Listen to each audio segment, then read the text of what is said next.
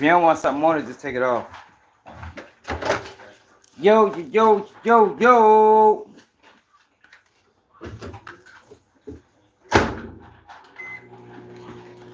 What's up, what's up, what's up? We back. We back, we back, we back. Y'all eat that steak? Y'all just be wasting food.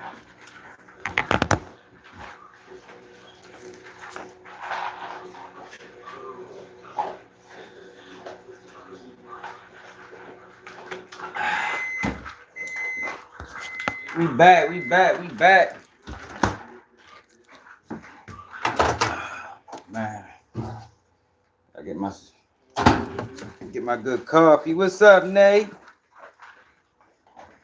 What it is, creeper. What up?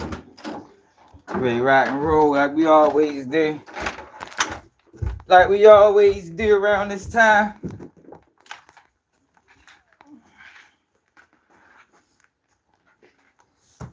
Oh, goodness.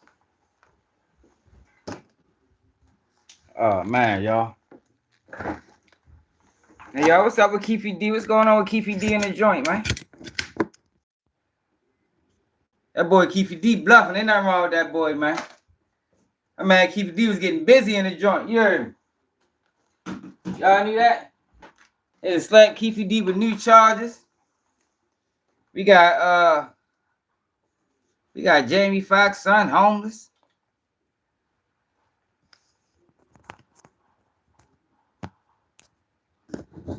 Yeah, I'm gonna check that out. No, I'm gonna check that out. We got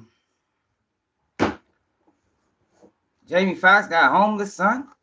How the fuck does that happen? How you be a multi-millionaire and your son homeless? I don't know, y'all. Some people might look at that different. King J, what it is, pimpin'? Tell the Truth TV. What it is. Yeah, I don't get that. But you know, y'all, we living in a world nowadays where people say things like, well, you're not obligated to help your child.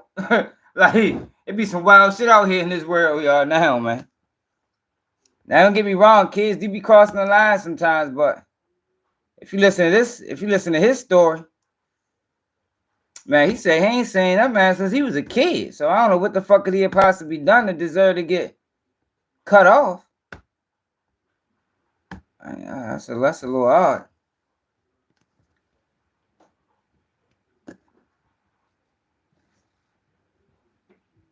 I don't understand how that happened, man.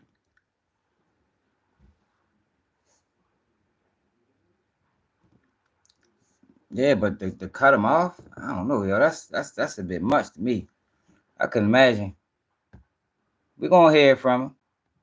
But y'all, it was a helicopter crash in DC, y'all. How the fuck did this happen? 2 helicopters collided in DC. Look at this. Oh shit. Look at this.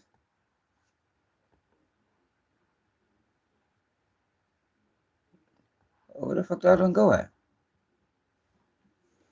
I ain't like that video. I seen a different video. Bodies all in the fucking Potomac. Hold on. I seen a different video. Then we got LeBron and Bronny. Yo, is LeBron fucking up his son's career? Trying to force him into the league?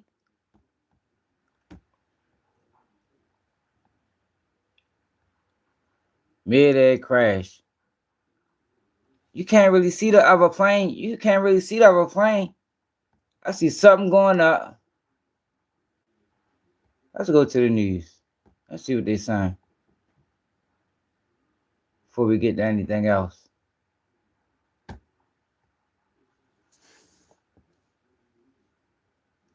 Washington. Oh, shit.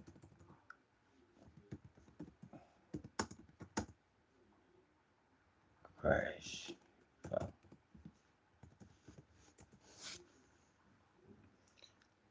Plane crash in Washington, D.C.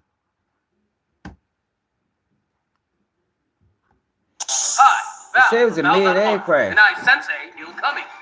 Got bad credit? Well, Hard mode, ball out.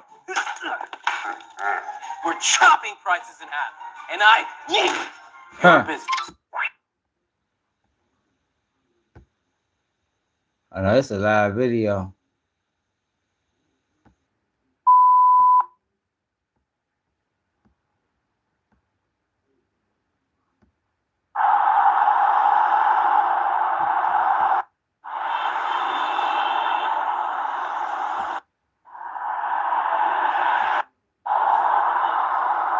Ain't even say that. I must not be no knees on it yet. Damn, I know traffic down there is rough right now. If you in DC, might as well go in the house. It just happened, y'all, so ain't really a whole lot of news on it. As well as DC Fire, and I know Alexander is pitching in. Everyone bringing that area where you are right now, where we saw the. That he's left since now. He's really trying to. You could tell when you looked at him, he's a little bit shell shocked in this whole incident, this situation. But let's give you an idea. Hey, yo, stop doing that. So, cut it out. It's off in the distance, and I apologize for that. But we want to show you to give your bearings of what Leslie and Lorenzo were talking about. What you're seeing right now as you're coming in, this is the kind of tip of Reagan National Airport where the runways begin. This is the runway that we believe, after looking at FlightAware, that this American Airlines flight was taking on its way in. It was coming up from the south. I thought it was a helicopter We're going to confirm that. Hey, as we move to the right, and you can see all those, right there, you see all the police and fire signals. Those are, we believe to be the paramedics and other rescue apparatus over on that side. Now, as you go to the right, you can see sort of off in the distance, a couple of different lights flashing red and yellow right here. Those are boats that are off into the Potomac River. They're just sort of off there. We've seen a little bit of activity of things coming over there. We're not sure, but we're working to learn more about what that is. Is that part of rescue efforts bringing things over? Are there survivors, we're hoping, and they're coming in that way? As we go further right, and all this time while you're here, there's two helicopters circling. According to some of the sources I've been talking to, those are Coast Guard helicopters. There is a Coast Guard base right south of Reagan. As you get to the right over here, this is another interesting thing. This is probably, if I had to guess, about a half mile, maybe more, from where the concentration the rescue efforts are. And this looks like a staging area here off to the right. But remember, it's cold, it's windy. There is a significant amount of current. So these helicopters. How many people was on the plane? Sure, from what we can see, what is drifting, where it's drifting, and oh, it hit a helicopter. They have to go. But again, off to the right over there, what you're looking at, that is what we take a listen. So tonight, I was just with my girlfriend at the park, at Gravelly Point Park, right next to Reagan National Airport, and we were eating dinner. Just as normal. Plane crash with a helicopter. And we noticed the planes started having irregular patterns, and they all kind of dispersed from their regular landing patterns. And then we looked up in the sky before that, and we saw these white flare. 60 passengers? Oh, shit. It was 60 people on that bitch? Damn.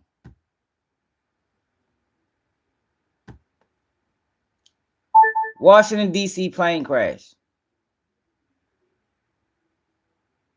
I got the latest for D.C., Reagan National Airport. The first headline from ABC News on MSN.com is D.C. plane crash live updates. Black Hawk helicopter collides with regional jet. It was American Airlines plane. Damn. I ain't gonna lie, I ain't think it was nothing like this. I was thinking it was something like, like a private plane or something like that. So this is a plane that had people on it, a whole bunch of people. American Airlines regional jet went down the Potomac River near collided with U.S. Army Black Hawk helicopter. Said preliminary investigation indicates that PSA Airlines Bombardier regional jet collided in midair with a helicopter while on approach to the airport around 9 p.m. local time. The plane departed from Wichita, Kansas. Damn. The whole airport shut down.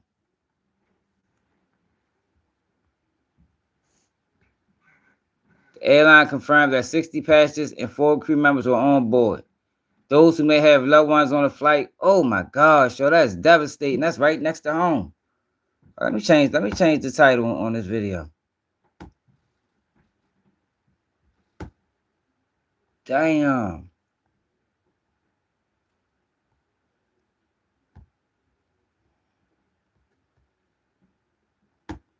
I gotta put this in the title. No, that's not it.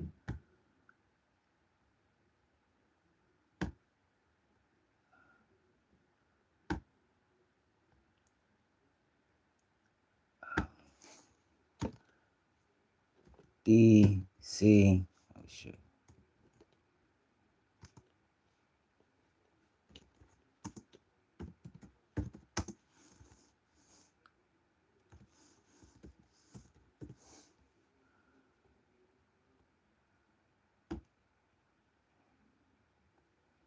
Damn, y'all. Yeah, that's serious, y'all. I was thinking it was more along the lines of a personal plane and how those things happen often. You don't typically get that. Your family. Not in America. With Life 360. Injured in an accident? Damn, Why so wait? Oasis Financial. it's 60 people floating around in the water. More than 60 people.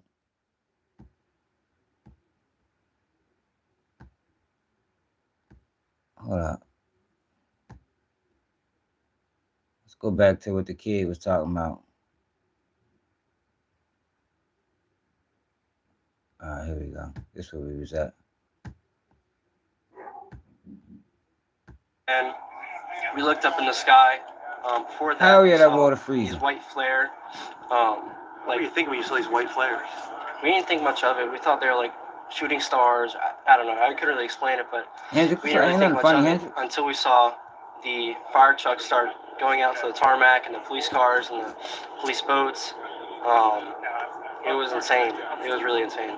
What can you, for people who didn't see it, what did you feel as you're watching all this happen? I felt very curious. I wondered what the giant response was for. I was just like waiting for the answer.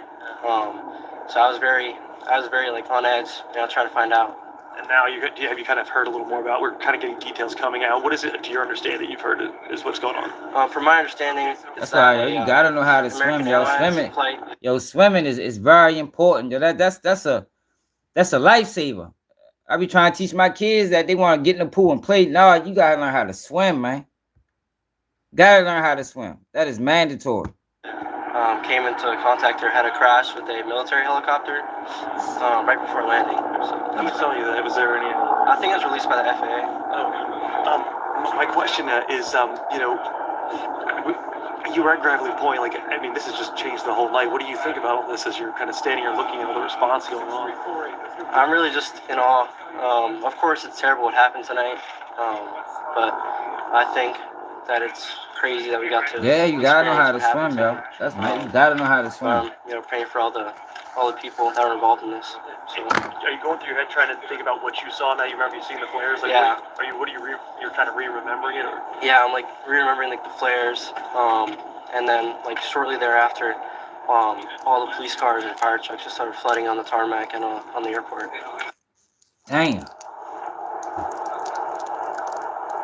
Yeah, so as we're over here, and while you were hearing Jimmy's sound, I noticed something happening over here at Reagan Airport. There's a line of emergency crews and cars that are starting to head down the runway. Now, remember, we're south Why are they not in the water? of Reagan.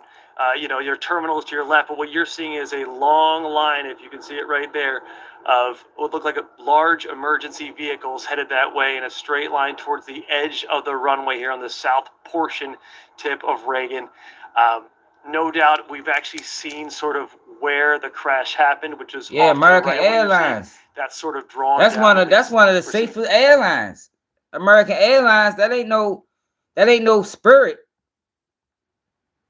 fewer and fewer vehicle or boats on the water over there, and more emergency crews heading to the south end of the Reagan runway. Now, we're working to learn more about that. Obviously, we have Simone back at the station working to work the sources to find out what this significant response means. Are they bringing in survivors? Are they bringing in things?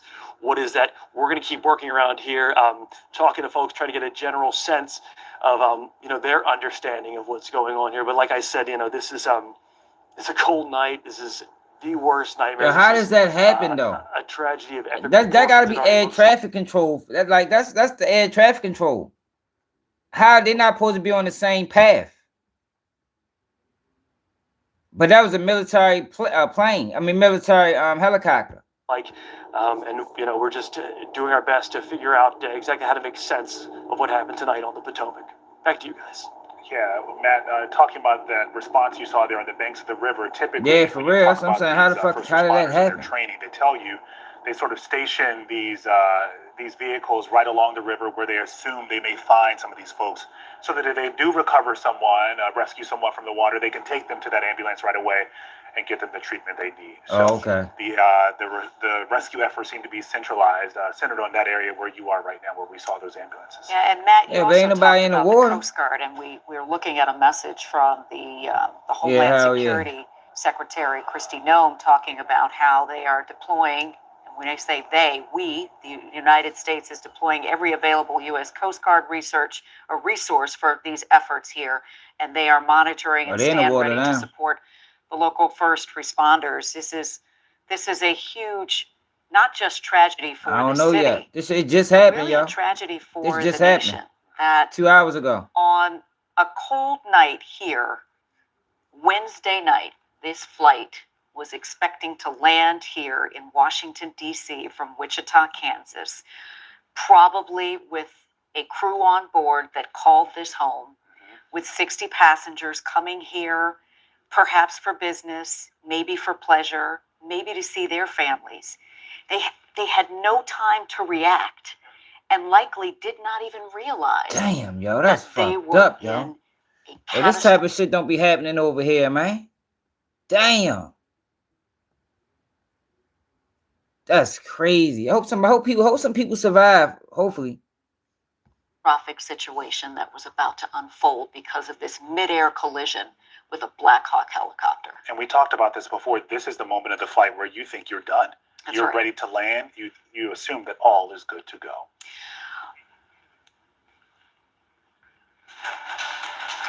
Right now on the news at 11, we are following some major breaking news near Reagan National Airport. You have been with us for hours. We've been sharing this with you. A massive rescue operation is underway after a passenger jet crashed into the Potomac River. And you are... It's on video. So let me show y'all the video, people that just came in. Hit that like button, y'all. Look. This is the plane right here. It definitely exploded. You can't even see the helicopter. Then that bitch dropped. Oh, there go the helicopter right there. Boom. The fucking helicopter rolled right into it. Look. The helicopter rolled right into it, y'all. That's strange. Y'all see it? Look at the helicopter.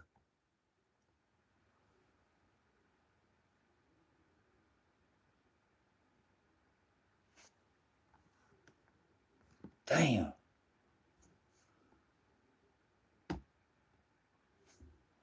Ain't got no better video. The only video we got is that. Yeah. No, it was, I don't know. It says a military helicopter. Let's see. They already explained it right here. That like button, y'all. We got 149 people in here, 21 likes. All you gotta do is tap the screen twice. Looking live at the efforts to try to find anybody, to save someone out there. That plane went down after somebody survived, yo. At least with the Army Black Hawk helicopter. Somebody. You can see the collision right here. We know this is tough to watch on this video from EarthCam we got a short time ago. We're learning new details by the minute, but here is what we know as of 11 o'clock on a Wednesday night. This plane was coming from Wichita, Kansas, and operated by American Airlines. The collision happened as the plane was trying to land at Reagan National Airport. We're told 60 passengers and 4 crew were on board when that plane went down. So right now, police have not confirmed any fatalities. We should point that out. And all flights in and out of Reagan National Airport have been halted.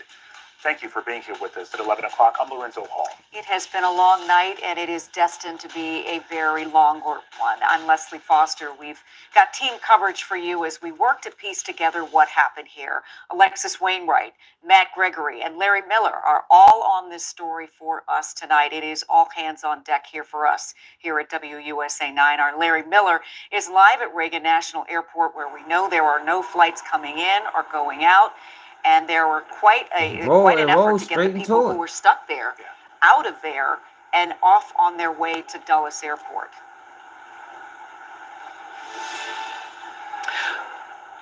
Well, absolutely, Leslie and Lorenzo. I want to let you know, maybe about 5 minutes ago, I just wrapped up one of the most heartbreaking interviews of my professional career. A gentleman, along with another family member, was waiting to get information on his wife, that was on that American Airlines flight coming from Wichita, Kansas into Reagan National.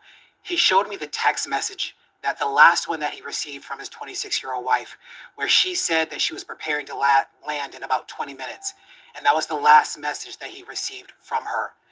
I asked him what's going through his mind.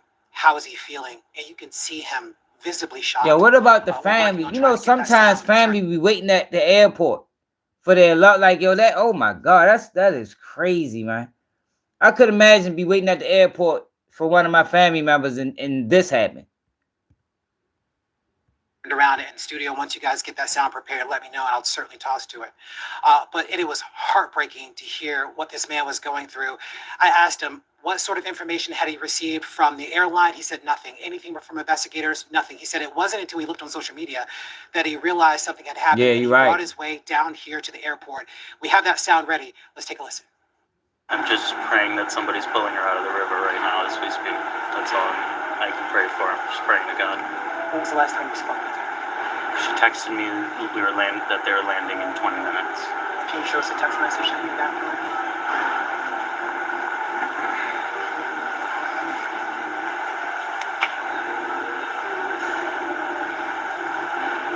Landing in 20 minutes. The rest of my text did not get delivered. That's when I realized something might be up.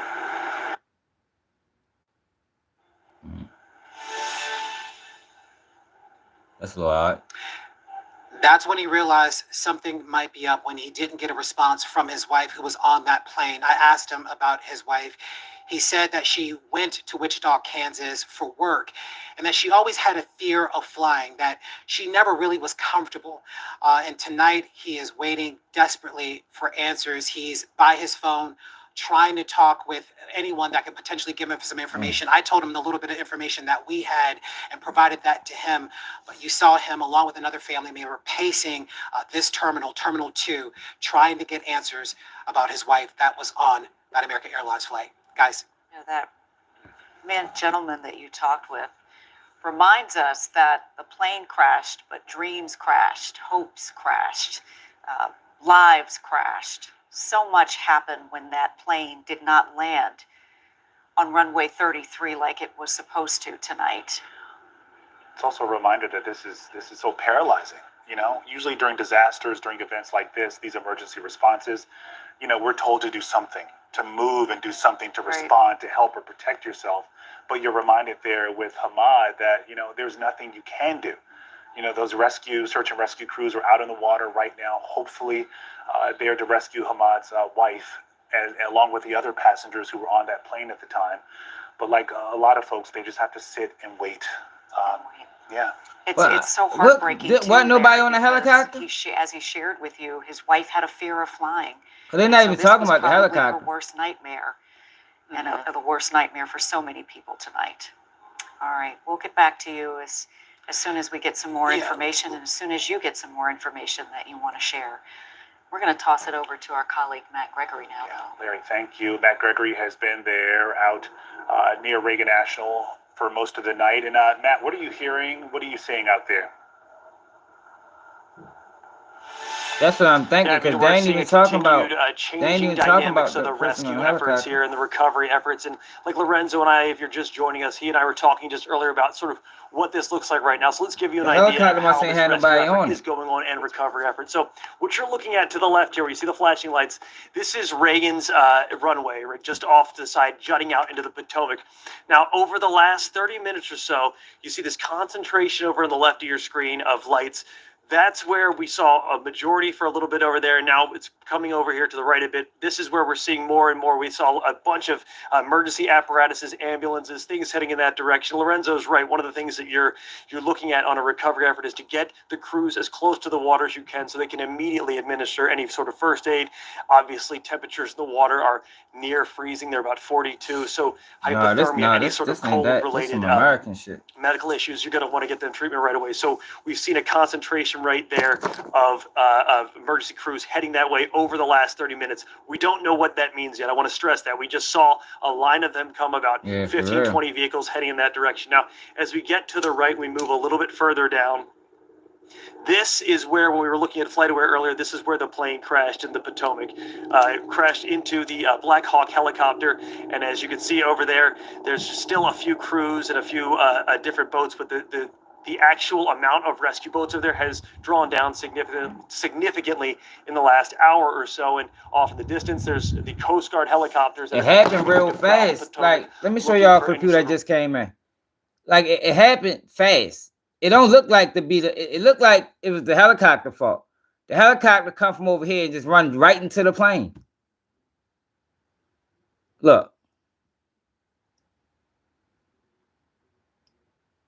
Look. This just rolled straight into it. Yeah, something ain't right. I agree. I don't like this. Something ain't right.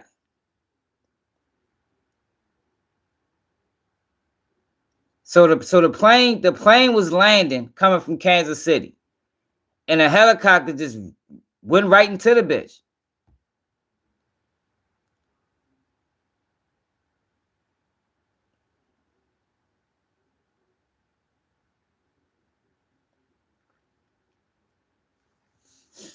I don't understand this. Yeah, this is strange. Cause this not supposed to happen. Like, we got too much technology. There's some shit that happened in Ukraine, or I mean some of them places that ain't got what we got. Like, this don't happen here. This just happened 2 hours ago. I just don't like it. Like, it looked like it's like, I don't understand. Like, the bitch ain't try to move. It looked like it just rolled right into it. Well, flew right into it.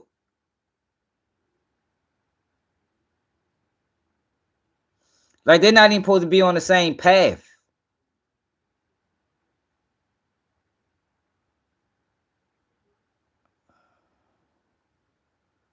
I don't get that.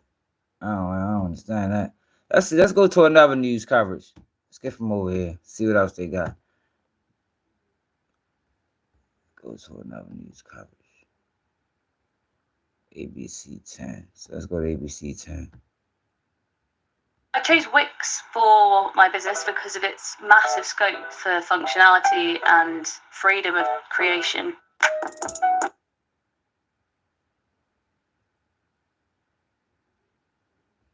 They're not even sad enough. Or at least they in the water.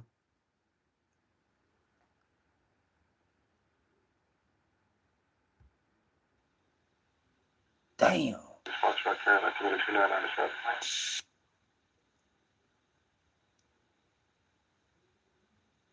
What was that? Gotcha.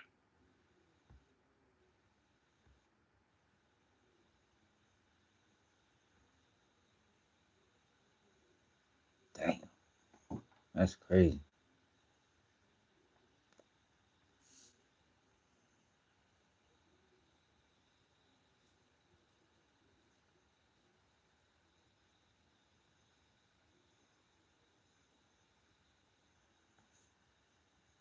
Well, I'm trying to see.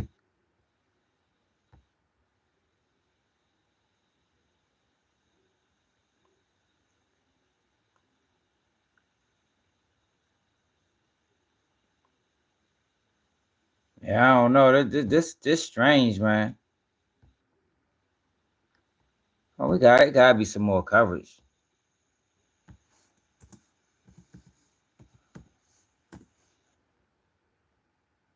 Breaking news, live coverage. You've been outside today. You know how cold it is right now. We saw some of our crews out there as well, bundled up. But imagine what the folks who, you're in that water right now, and hypothermia starts to set in. It's not to say that there have not been any survivors, but we just don't have any reports of that. And so as we show you this video that we've been showing you for some time now, we're reminded that lives were altered catastrophically in those moments. In those 60 people was on the plane. Just saw there, and so. But what they're not mentioning is who was on the helicopter. Like they haven't mentioned anybody being on this helicopter yet. When we show this video 2 hours ago. In contrast, we can show you this. Hopefully this provides some comfort.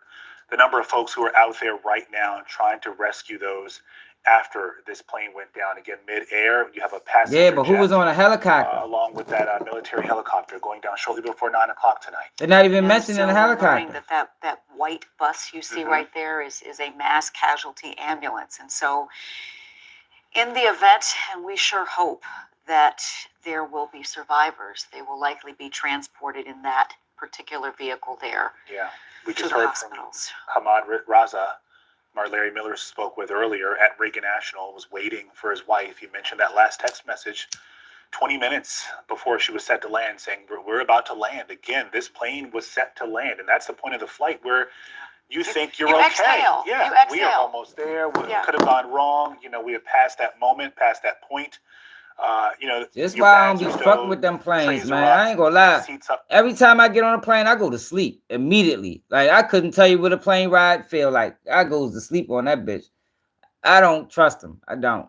I take my chances on the ground, even though I know planes are safer. But this type of shit right here is crazy.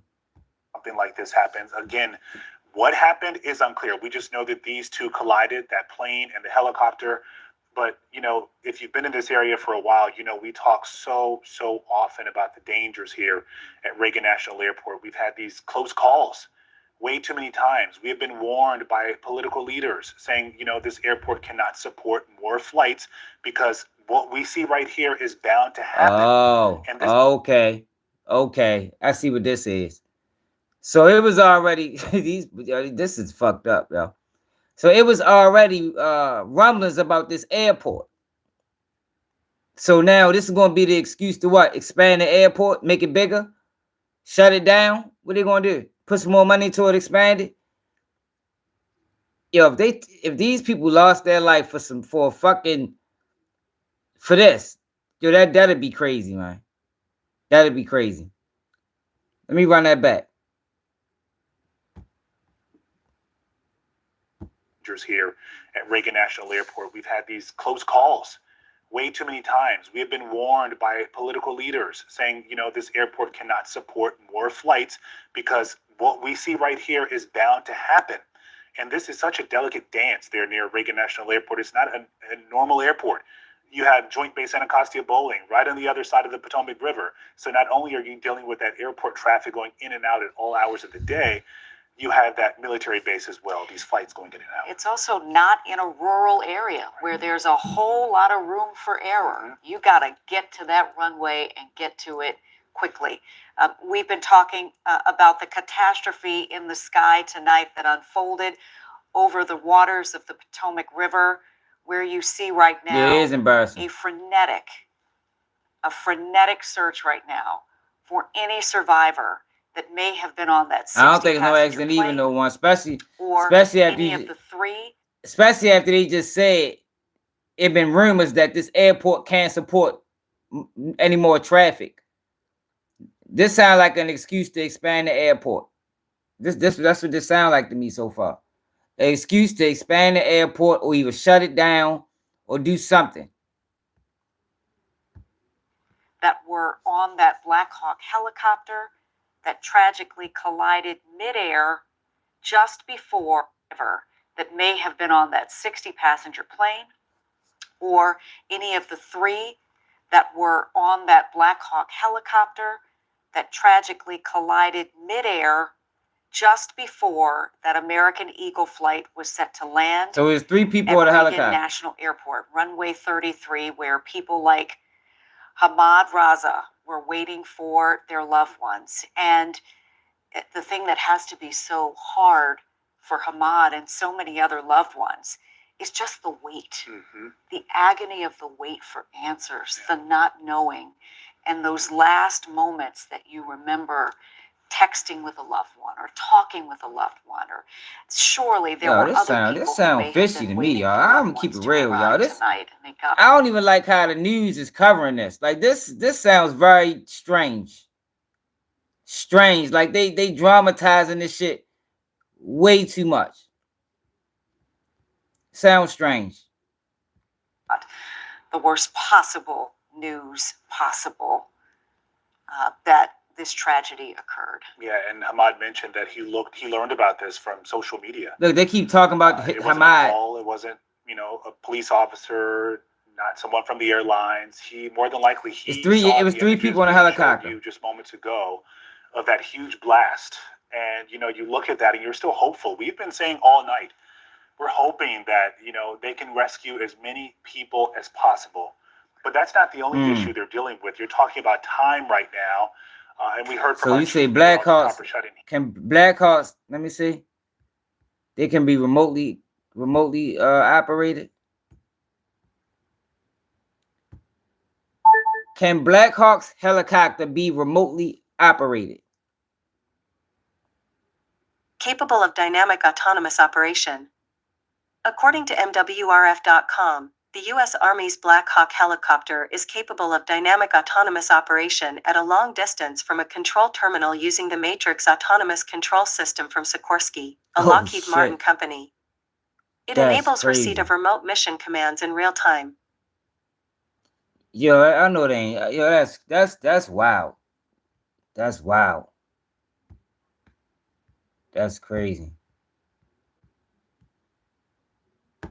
He's talking about the water temperature. Matt Gregory also mentioned how cold it is out there right now. You're talking about water that's 42 degrees.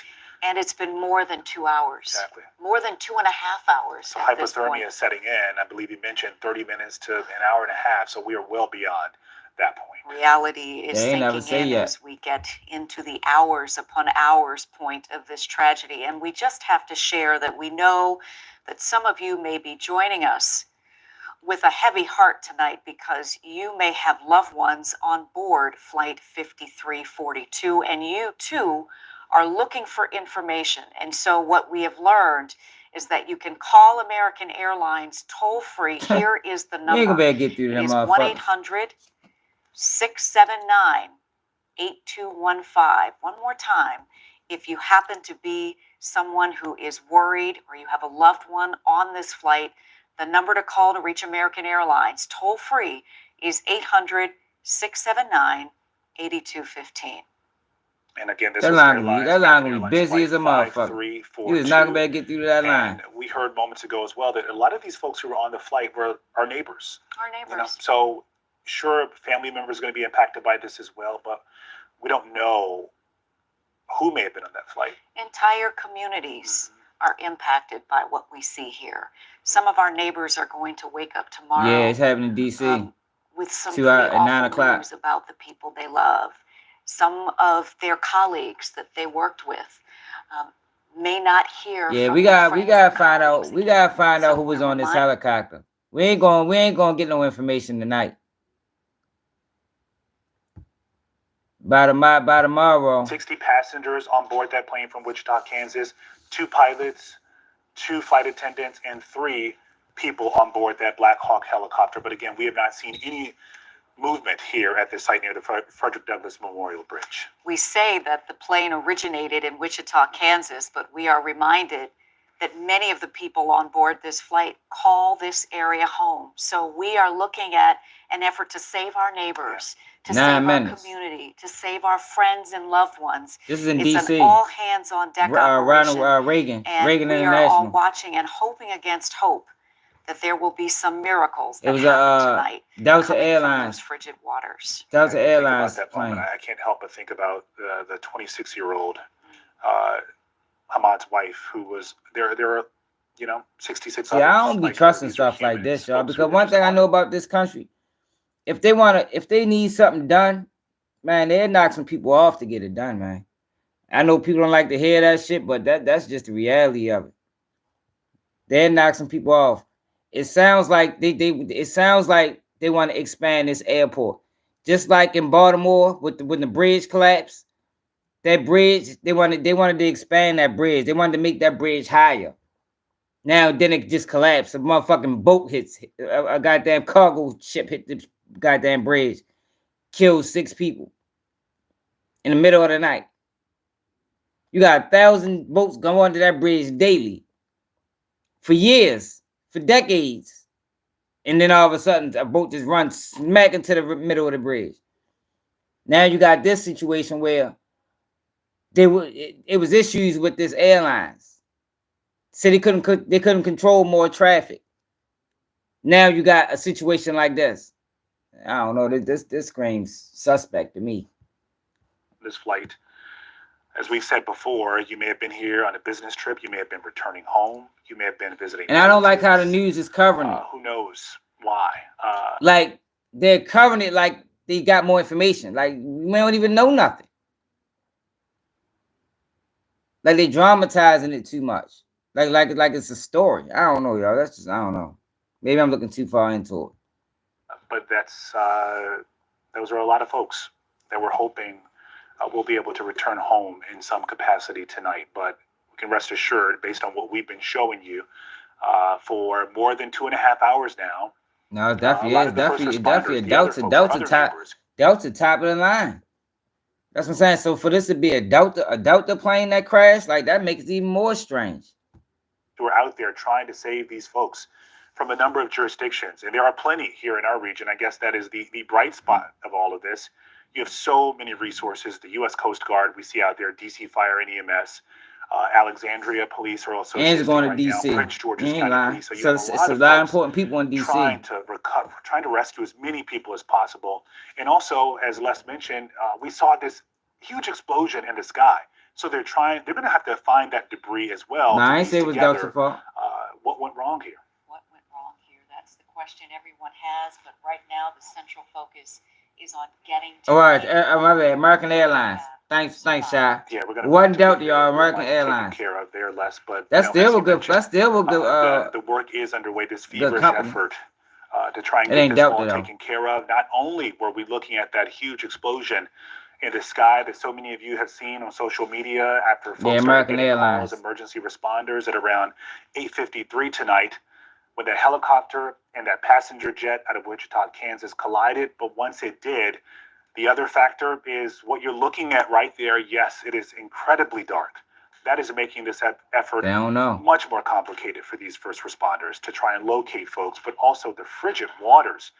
You've been outside. They're not ready to find nobody, man. They don't look like nobody alive. Like that shit crazy. Out there as well, bundled up. But imagine what the folks who, you're in that water right now, and hypothermia starts to set in.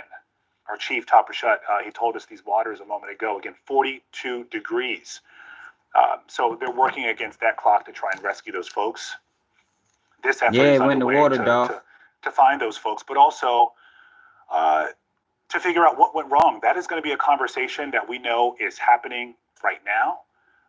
A lot of folks want to know what caused these two to collide at hit that like button, y'all. Right time of all times of the day. You have this flight taking off from Kansas, bringing perhaps some of our neighbors back home. Took off there at 6:22 our time.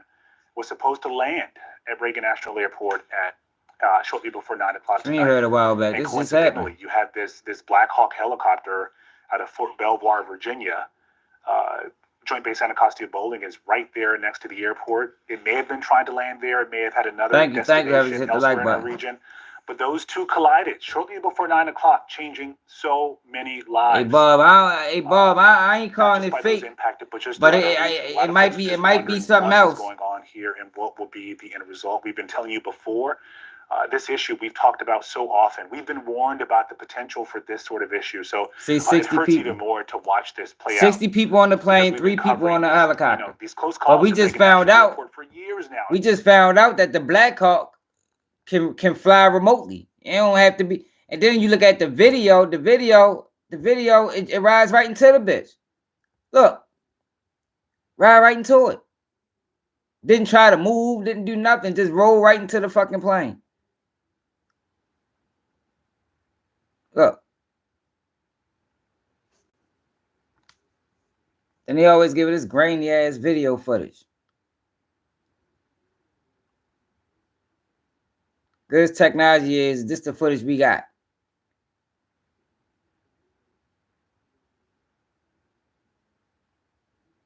That's all they give us.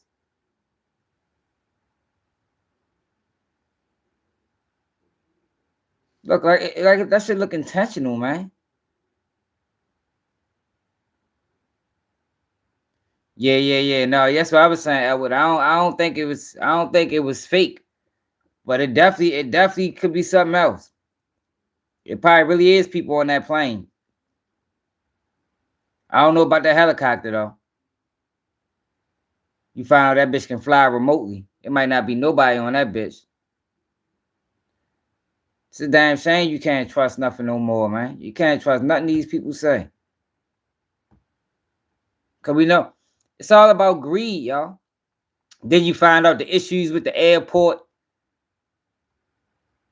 It's like a perfect storm. I don't believe in perfect storms. Like when everything lines up and it's too perfect, I call intentional.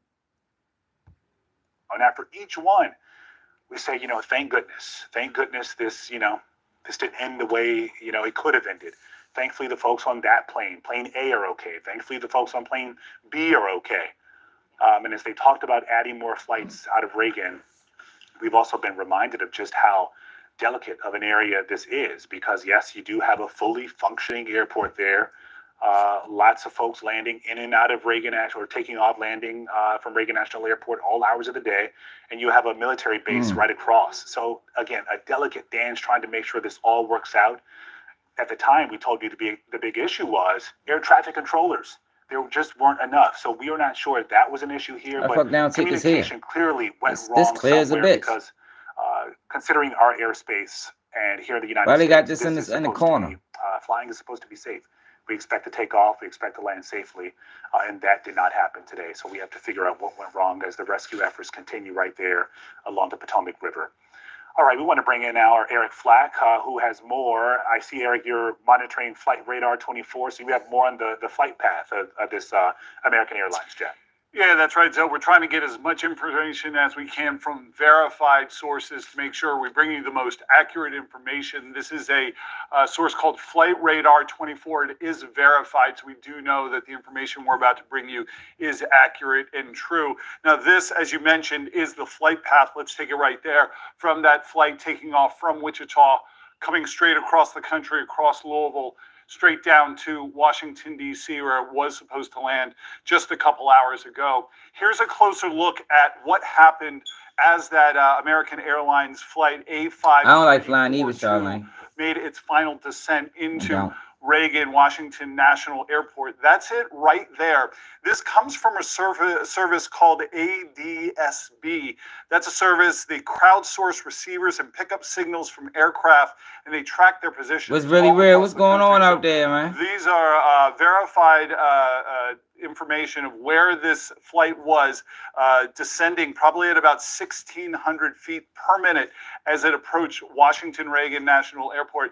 Now, there have been other images I've seen online that are not verified, but this is the general area of where we believe the collision took place, and that chopper, that Black Hawk chopper, really came from the right side right there and then into the Potomac River. So again, this flight was coming from across the country, from the west there, just straight into Washington Reagan National Airport He as ain't it saying made nothing. its approach right there. It was that close.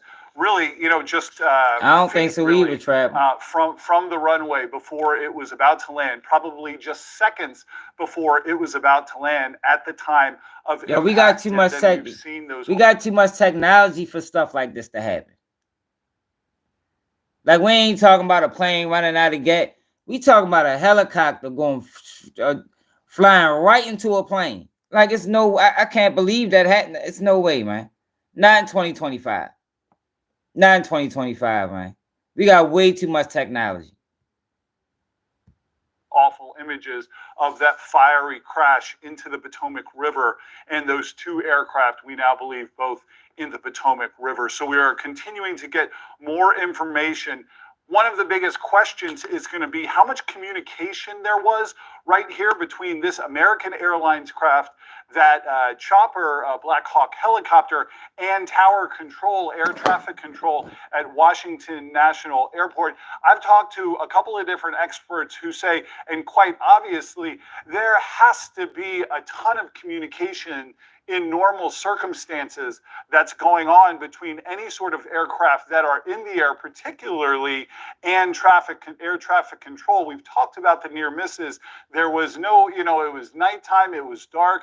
So really the communication piece is all they have to go on to make sure tragedies like this don't in fact happen. Somehow that failed here. And we now know that. Oh, shit, that's what's up, bro. Consequences. We're going to continue to stay on these images. That's what's up, guys.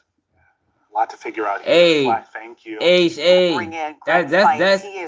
a motherfucking NTSB senior. That's the time to shine right there, my nigga.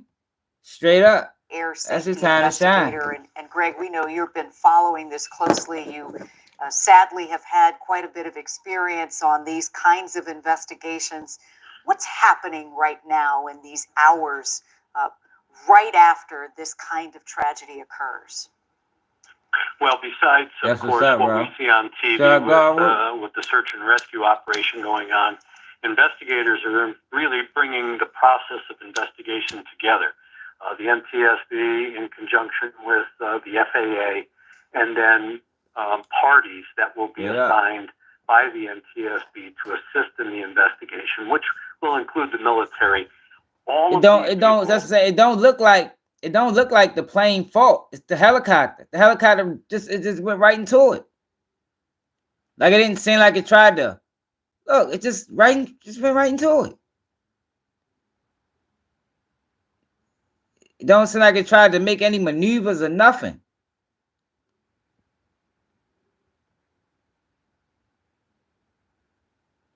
Right, and a military helicopter. Probably one of the best. Let's see what's the best. Let's see what's the best military helicopters we got. What are the top 10 best U.S. military helicopters? According to Aerotime.aero, from the iconic Bell AH-1 Cobra to the modern combat platforms of today, we present you with the top 10 most advanced attack helicopters currently in service. Oh, I don't think we need combat.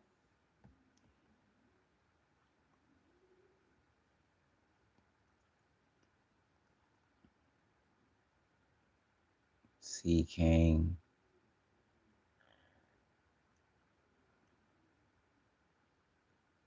The Boeing. I just want to see if the Black Hawk on this bitch. This might be all time or something, because some of these helicopters look old.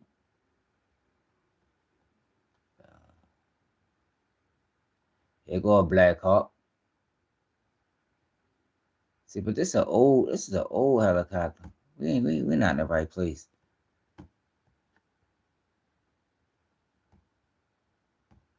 Top 10 best attack helicopters in 2024. The Cobra.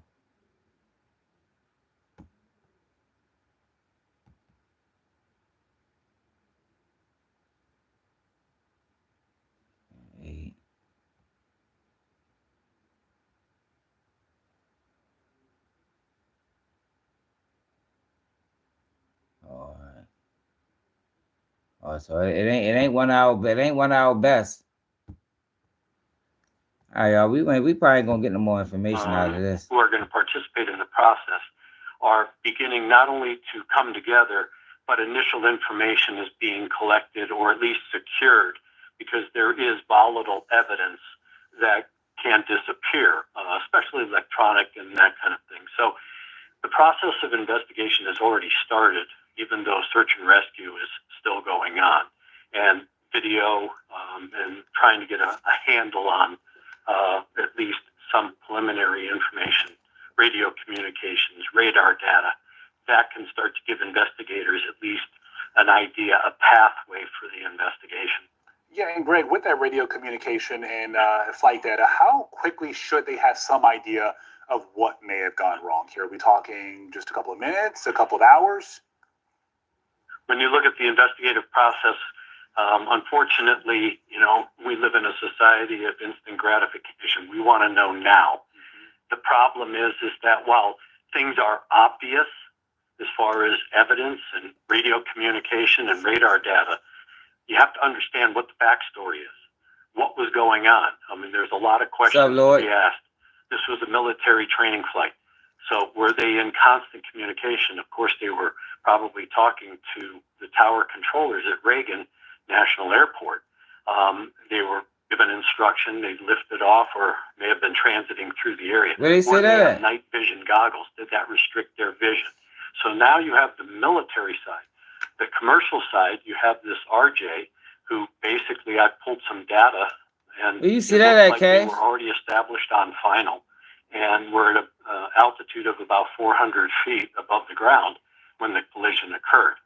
So the question is, where did the helicopter strike the aircraft? Because from the video, it looks like the RJ is already established on final, and that the helicopter flew into most likely the back end of the aircraft, because it doesn't look like there was any kind of evasive action taken by either pilot. Greg, can you tell, by looking at this video, I mean, obviously we don't know yet, but there are lots of questions. What do you see in that video that perhaps the layperson may not understand? Well, again, because it is, a video shot from far away. If you look at the very bright light, that is presumably the RJ.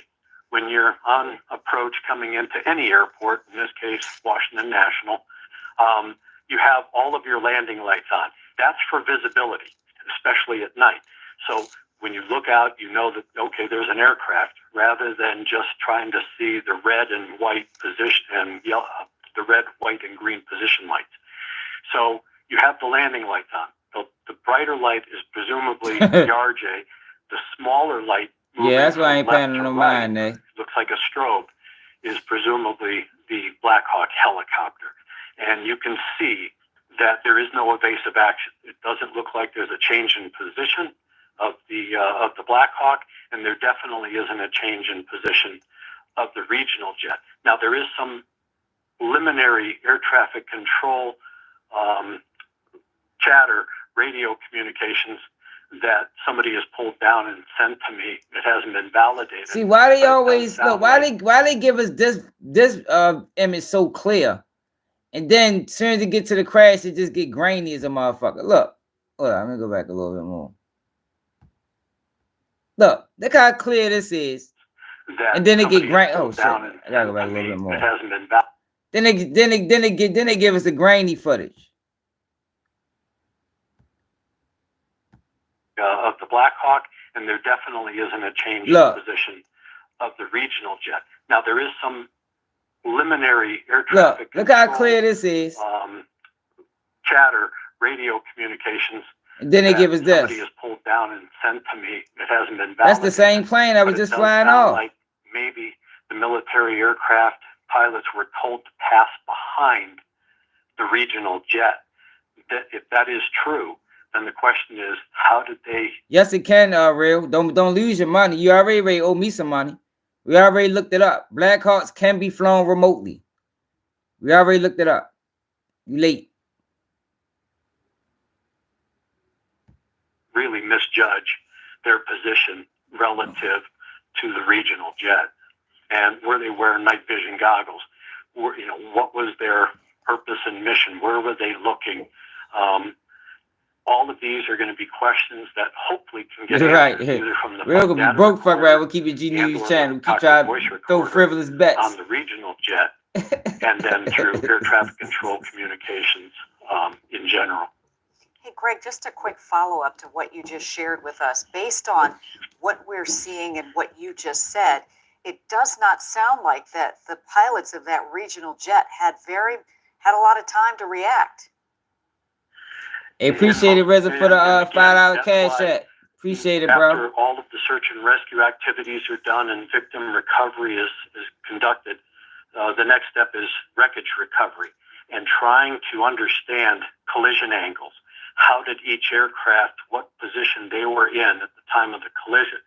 If the helicopter hit from about midpoint aft of the regional jet, there's no way that the pilots of the regional jet would have ever seen them. They would have never known anything was about to happen until it did. One of the questions, that's what I'm saying. They always give us the fucked up camera view. Avoidance systems on aircraft. That is true for all commercial aircraft, jets, light jets, even general aviation airplanes to an extent. The military doesn't necessarily have that type of equipment on their aircraft because they have a different mission. So the question that I would ask as an investigator of the military is, what are your procedures, especially operating in an environment? Look at that water. You see how fast that water flowing? Traffic flow. You're mixing commercial. That water flowing fast as a motherfucker, man. Operations, civilian and military operations in this corridor. I grew up here in Maryland, where is that? So I'm very familiar with the area. I've lived there most of my life. I've seen these operations. I've flown down the Potomac River. It is busy, and you're constantly listening for other aircraft on frequency to see where they are and where they're going. Just because it's all about this term that we use in aviation called situational awareness. I want to know who's in my environment. The question is, was there that kind of communication? Where y'all seeing this at? Let me speed up. Hold up. You saying they found people? And then, of course,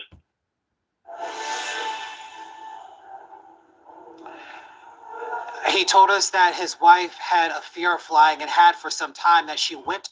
Hear what she knows, hear what she can confirm, and we'll go to her at 12:30, and whoever is gathered, hear what she knows, hear what she can confirm. So they doing a airport has for some time. All right, so they doing a press conference at 12:30. What's on? Let me go to Twitter.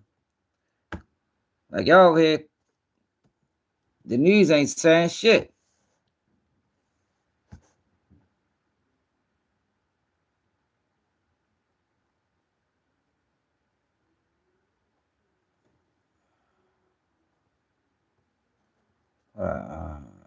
Shit. Hold on. You know, Twitter be having some wild shit on here. Let me go. Airlines. Trending. Plane crash. All right, let's see.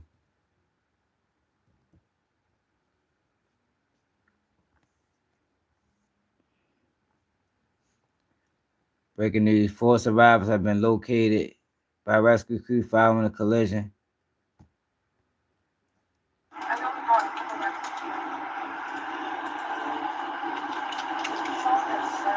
Oh, damn. So here you go, another view right here, y'all. So the plane right here. Hold on. So that looked like the helicopter.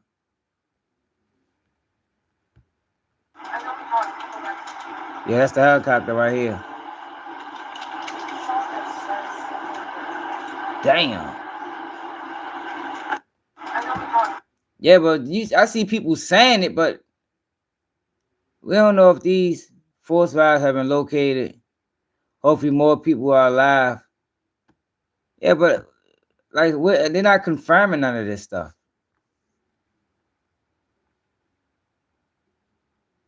How incredibly maneuverable. Look, they say how incredibly a maneuverable military Black Hawk helicopter crashed into a commercial aircraft accidentally. What is this?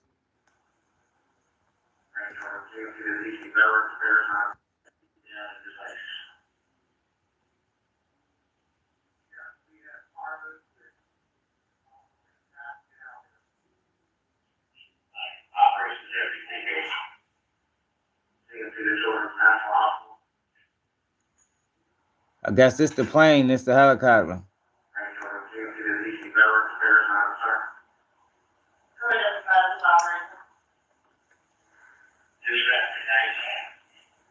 Look like it's like they on the same path.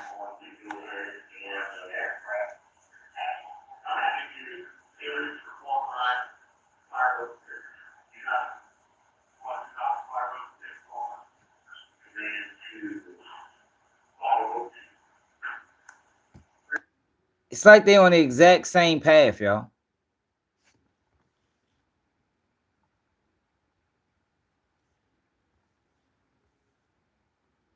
Playback from official air traffic control radar sources shared by the moments captured during the So this is the this from air traffic control.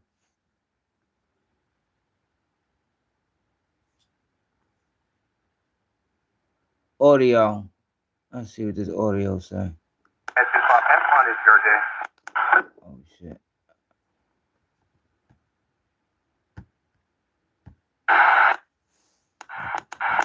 S25, get the surgery in flight. S25, M1 is your day. There's an aircraft in flight for separation.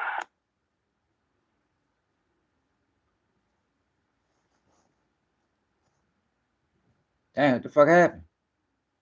Oh, I guess it's 472 Washington, 1 star, 32017. It's hella commotion in there now.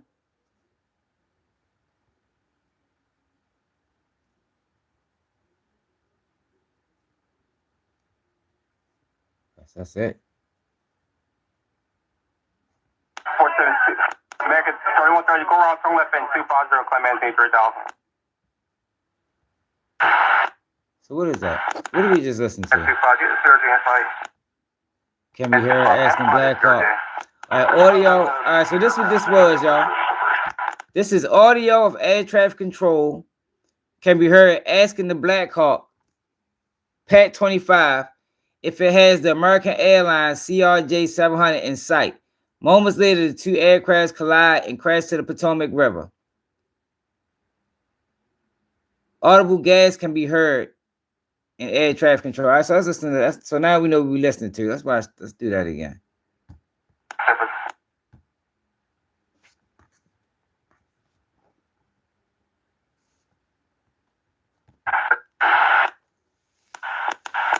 S25, get the surgery in flight. S25, M1 is your day. There's an aircraft in flight for separation.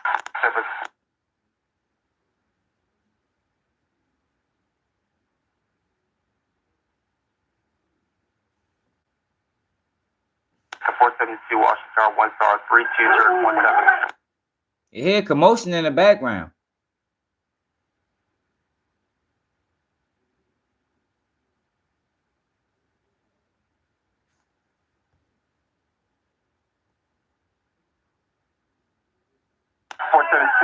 American 3130, go around, turn left in 250, climb maintain 3000.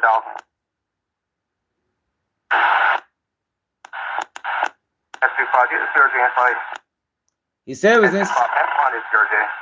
There's an aircraft in flight for separation. Said the aircraft was in sight. Hold up, y'all. This shit getting weird. Can be heard asking the Black Hawk if it has the American Airlines in sight. Moments later, two aircrafts collide and crash to the Potomac River.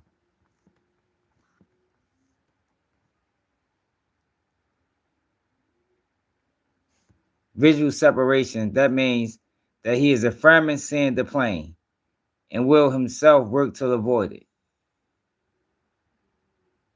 All right, let's listen to it again, y'all.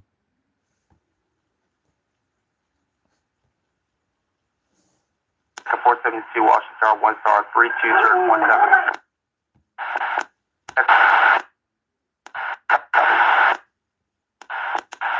S25, get the surgery in flight. S25, M1 is your day. There's a aircraft in sight, separation. He said, it says aircraft in sight, visible separation. That's what he said. Aircraft in sight, visible separation, which means he didn't think they was going to hit.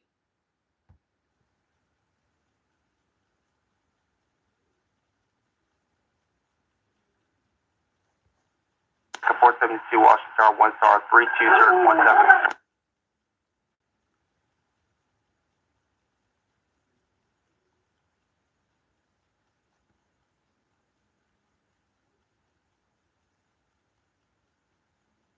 Appreciate it, Shane. 472. American 3130, go around, turn left in 250, climb maintain 3000.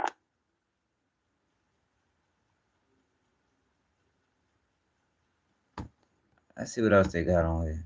Oh, shit, I fucked that up. Damn.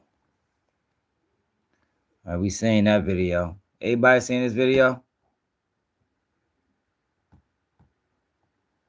So that's the air, that's the helicopter hit the plane.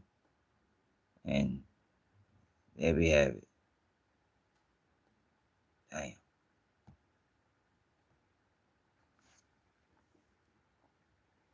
Oh shit, we got another video right here. Black car flying over Potomac River.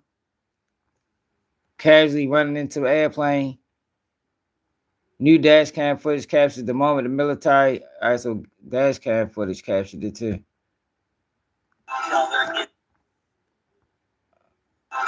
Is it? It's blue. It's right there. It's blue. Oh, what happened? Oh my God. Oh my God. Is it? Look, It's blue. that bitch coming fast too. God damn. What happened? Y'all see that shit? Oh my God. Is it? It's over here. Right here. It's blue. Oh, what happened? Oh my God. Look like it just picked it off. Look at it again, y'all. Oh my God. Is it? So the plane is right here, this little dot. Or that could be the helicopter. I think this is the plane landing. The helicopter just picks it off. Watch. It's blue. Boom. It's blue. Oh, what happened? Oh my God. Yo, I ain't gonna lie, yo. This is strange, y'all. And for him to say it was visible and he was gonna be able to maneuver, how? Look. Let me move y'all closer. Not that close.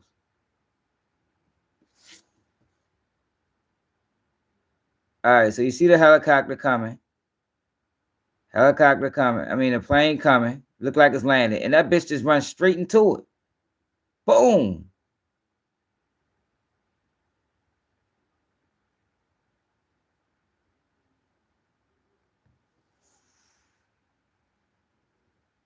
Man, that is fucking crazy.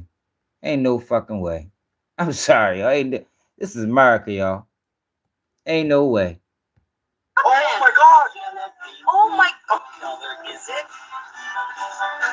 It's blue. It's blue. Oh, what happened?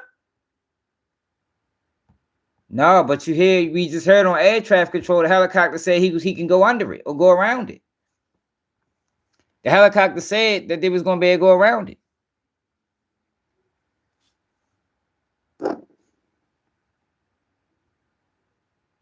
Then they switched to give it this fucked up ass view.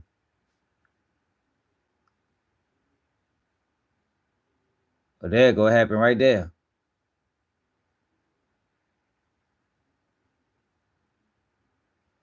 All right, so it is a better view.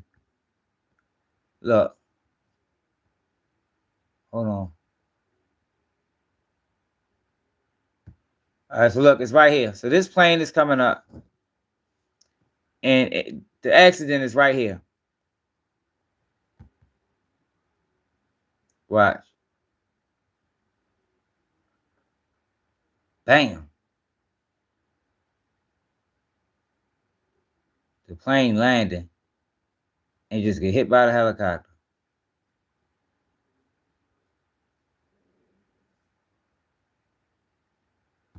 I don't know, y'all.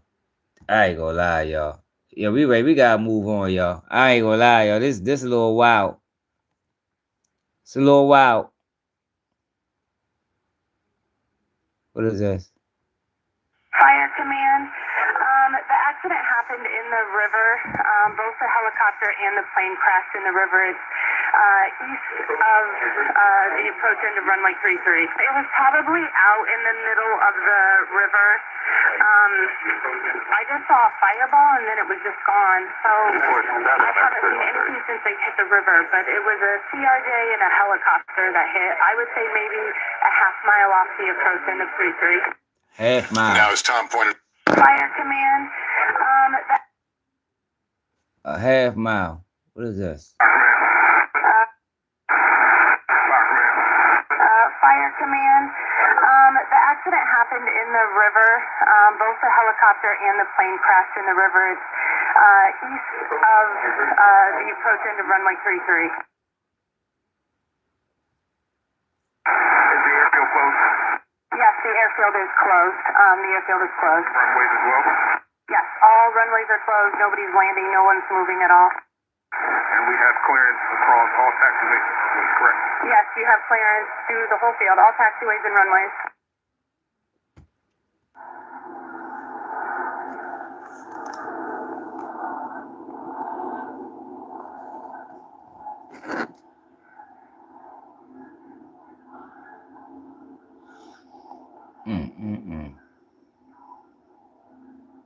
This is crazy. It's unbelievable, y'all. We living in some wild times, y'all. We living in some wild times, y'all.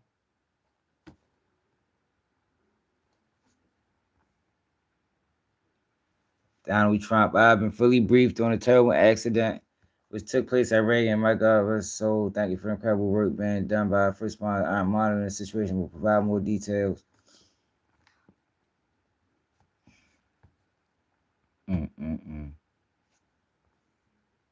Oh, it's a 19 bodies. True hard count of people brought to the shore.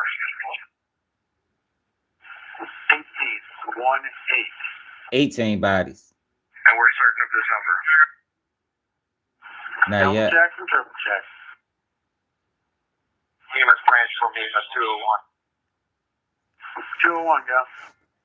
Oh, they didn't say survivors. They just said 19 bodies. They didn't say survivors, y'all. Who came over here and said that 19 people survived? They say 18 bodies has been found. I know you're working on the rundown, but I need a true hard count of people brought to the shore. 18. And we're certain of this number. Double check and triple check. EMS branch for EMS 201. 201, go. We just offloaded one additional, so it's a total of 19, 19. Copy, 19. Command, you direct on that? 19 now. And that's at the North Boathouse, correct? That's correct, Chief. I know you're working on the rundown, but I need a true hard count of people brought to the shore. 18. And we're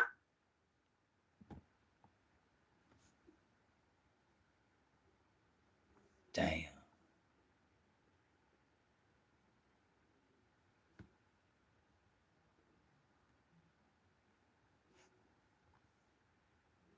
Police have found four survivors. Pad off South Capitol Street. So this is some good news that we know that also our Paul Wagner is being told that they're being taken to the MPD helipad off South Capitol Street.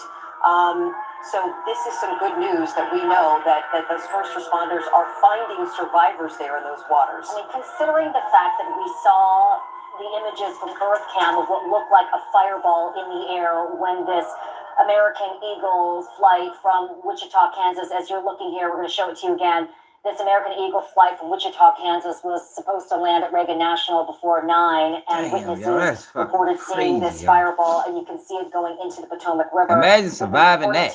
Jesus Christ, you got a story for the, you got a story for the ages. Motherfuckers, they never gonna believe you. Talk, man, I survived a plane crash. The Potomac tonight with first responders, as Mark was showing us. What happened on that date? Chosen?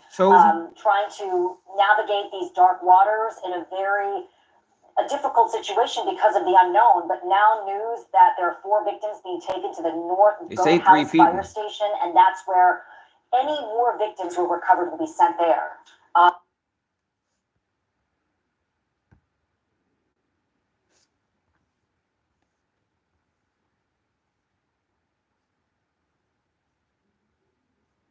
We already saying that.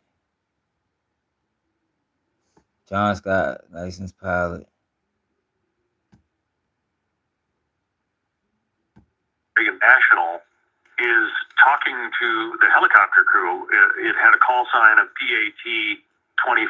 Now, recordings, what are you hearing?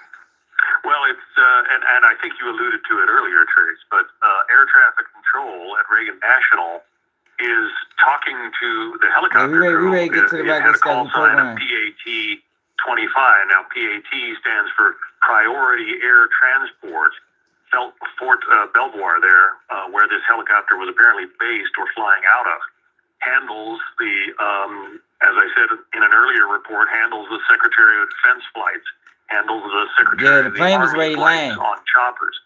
So it was a, an Army PAT 25 was the call sign, and the tower is asking him if he sees the regional jet, and tells the pilot of the chopper to go behind the regional jet. And almost as soon as that instruction left his lips, you see the collision.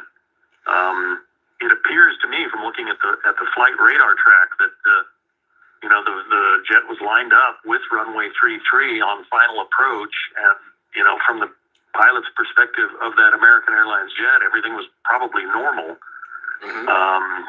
And then you have this terrible accident involving the Army helicopter. Now, I'm not trying to assign blame, but I am saying that the tower was asking the helicopter if he could see the jet, and instructing the helicopter to pass behind the jet, and that didn't happen. And get the fuck out of here, man! That shit crazy. That shit crazy.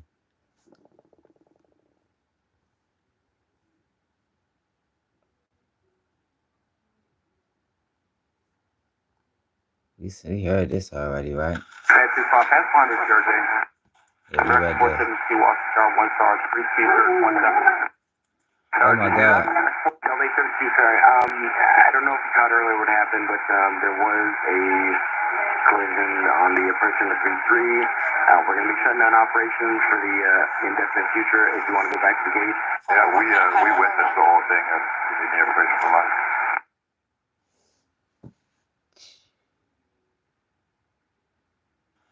Pass 25, get the CRJ in flight.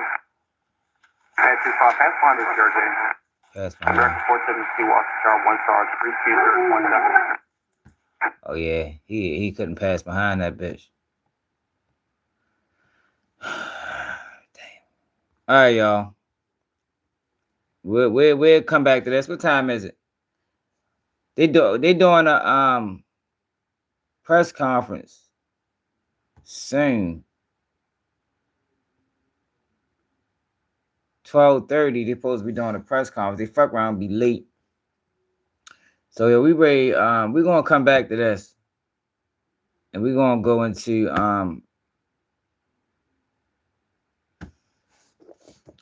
the ASAP Rocky testimony. ASAP, because ASAP Rocky was back on the stand today, and I think he finished his testimony. And I want to see how the defense questioned him.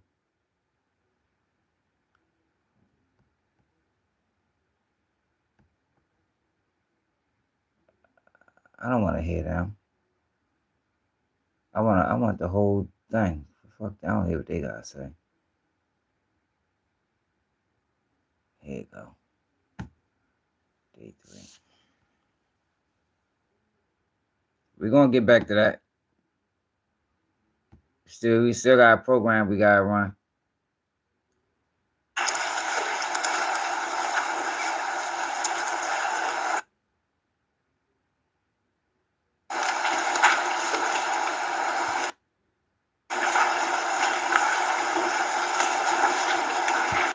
To the enhanced security zone that is around the Superdome, which is controlled by the Department of Homeland Security in conjunction with the NFL.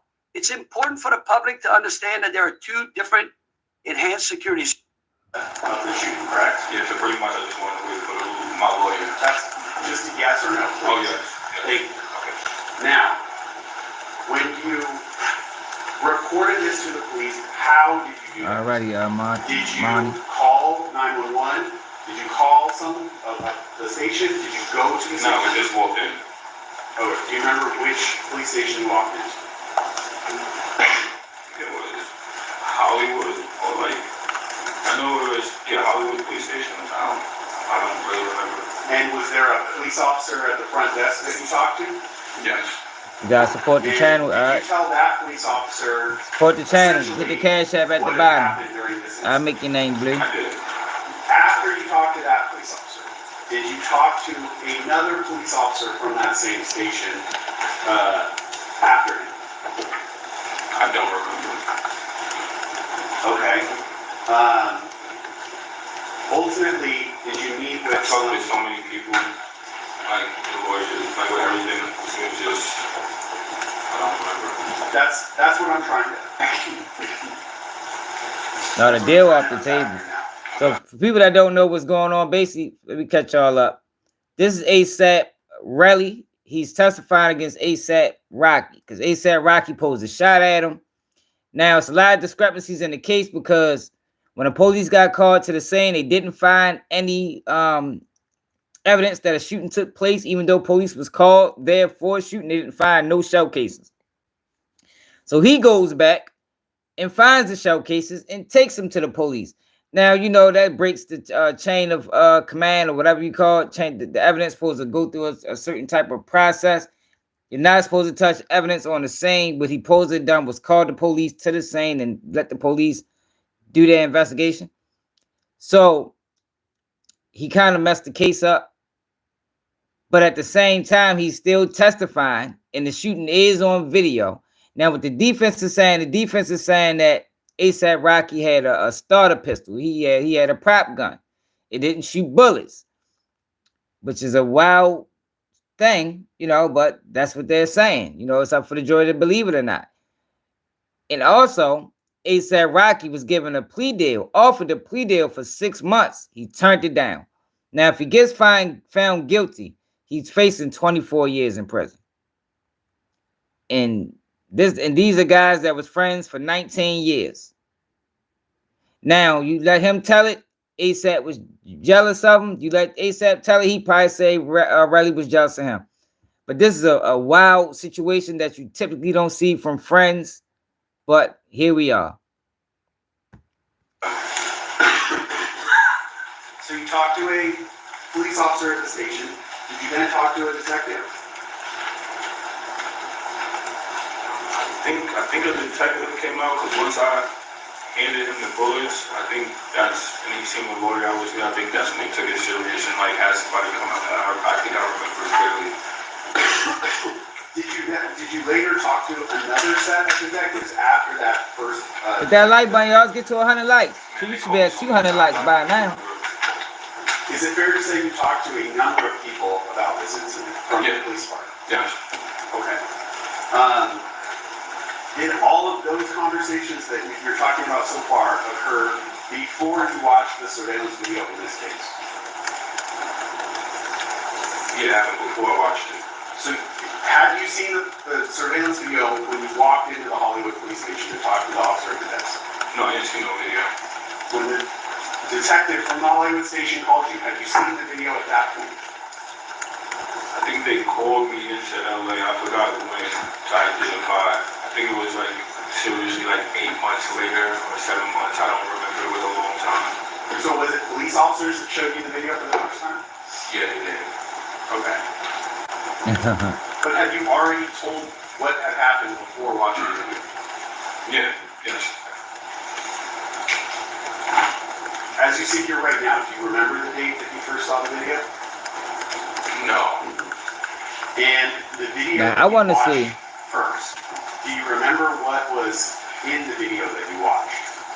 It was the one of Rocky coming up to me.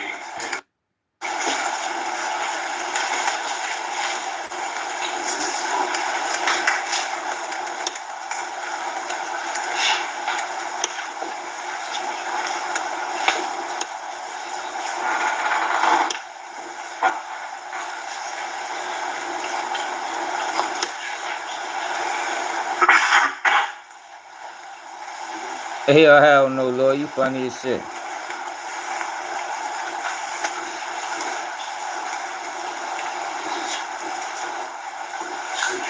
Now these are supposed to be wounds. I don't think he actually got shot. I think his knuckles got scraped up during the little tussle that they had.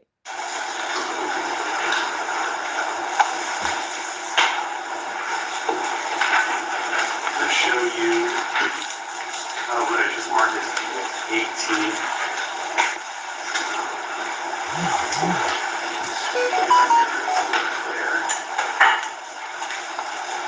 The fuck is that? You can't even see this shit. Can you see that? No. Do you recognize this photograph? Yes. And is this the screenshot that you're talking about that you took? It is. And the video you watched was Can't even see. on November 8th, correct? I don't really know how to see, but yes. Okay. Well, you're saying it off my phone, you can see it. Are you saying you don't know the specific date, but you know it was within a day or I knew it was the next day. the next day? Yeah. Okay. And you see Bill's in this, That's what I'm saying. Look like he got scraped up. To the, I believe, that was him. That's him right here. Okay, so I would say Rocky should have took that damn deal. we can see on the far left of the photograph to the stand next to the person in the red jacket. You see that? That's what Rocky should have did. Who's the person in the red jacket? That's right. Okay. And when the video you actually saw of this, it was longer than just this one photograph, right? Yeah, it was posted. It's not a legal objection, and he's now describing what we're doing. The stamps and see like, you know what I mean? I want to hear the defense. Okay. So that's on that. Yes. They ain't never come back to court. I paused it again. So right now it's at 23:10:31. It's going to be 11:10:31. You know what ASAP Rocky is, Shane? His girl, his baby mother is Rihanna. 45. Correct, Mr. Efron? Yes. So this would be half an hour before you said you got there. Correct? Half an hour before. If this is 11:10 and you said you got there at 11:45. Hold on. Can we have it? Yes. What's the issues on witnesses?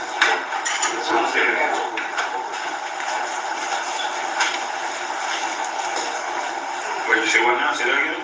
Yes. That video shows that person there at 11:10 p.m. and you're saying you returned at 11:45.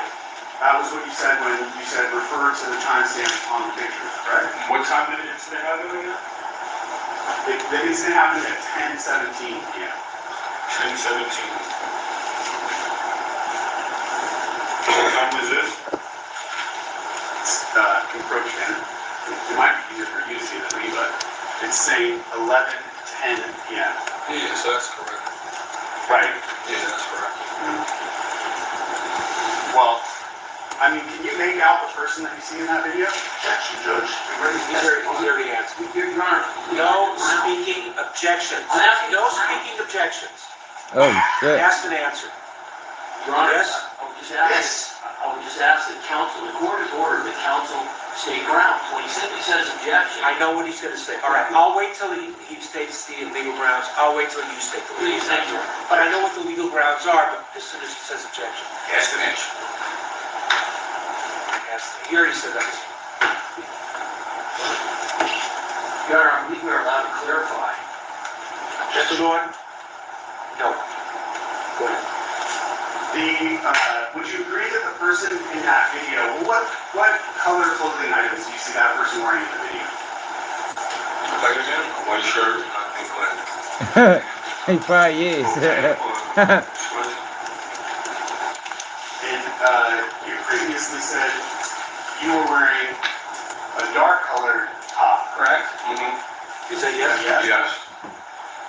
But you're saying the person in this video is wearing a light colored top, correct?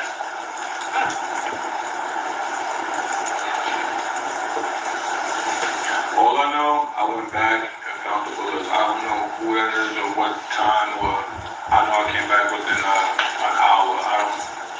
I'm confused on what this is right here. Okay. When you went back to your hotel, did you change your clothing? I don't really remember. It was so long ago, but probably, I don't know. You also said when you went back to the scene, you were with your girlfriend, correct? Yeah. Did you see a second person in the video here?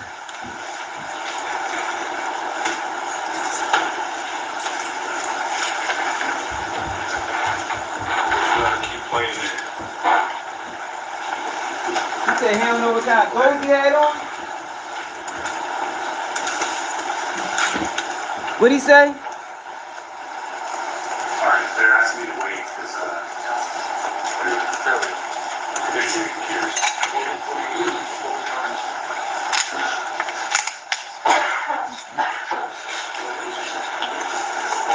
Check it all out. We have that with the project.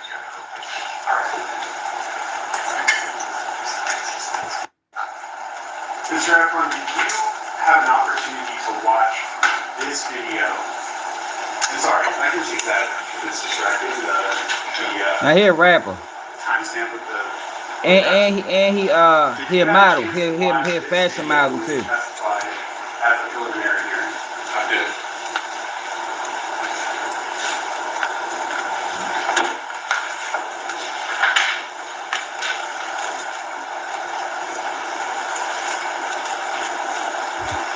When you testified at the preliminary hearing, did you say that's ground? All right, that's strange. What's he have? See that he fucking. If ASAP Rocky lawyer can because he supposed to remember all of this. Like a situation like this, you're gonna remember what you did.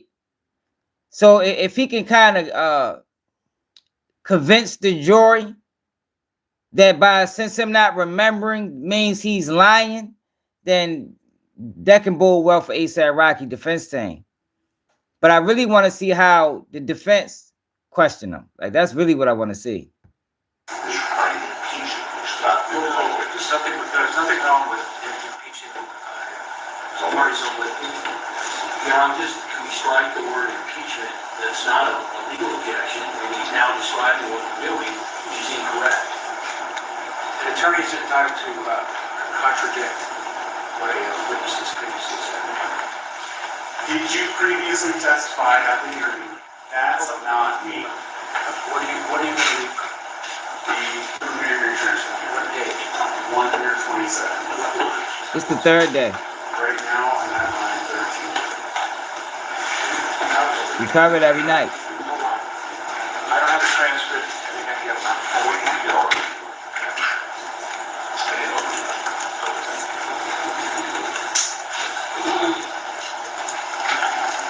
Try and skim through it.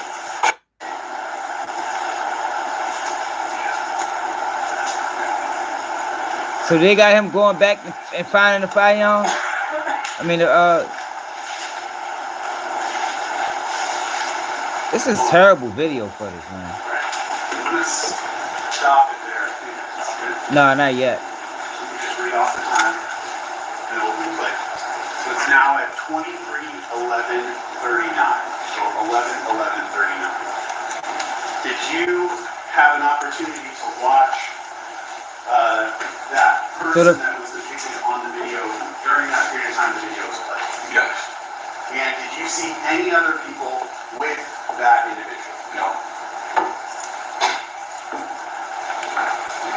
I'd like to go into the transcript, Your Honor, but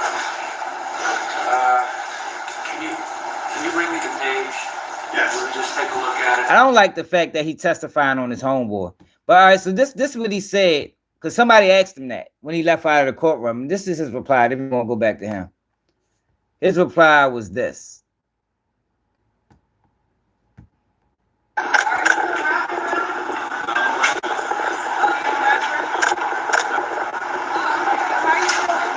really? Some people call you a snitch. What do you say about that? Snitch.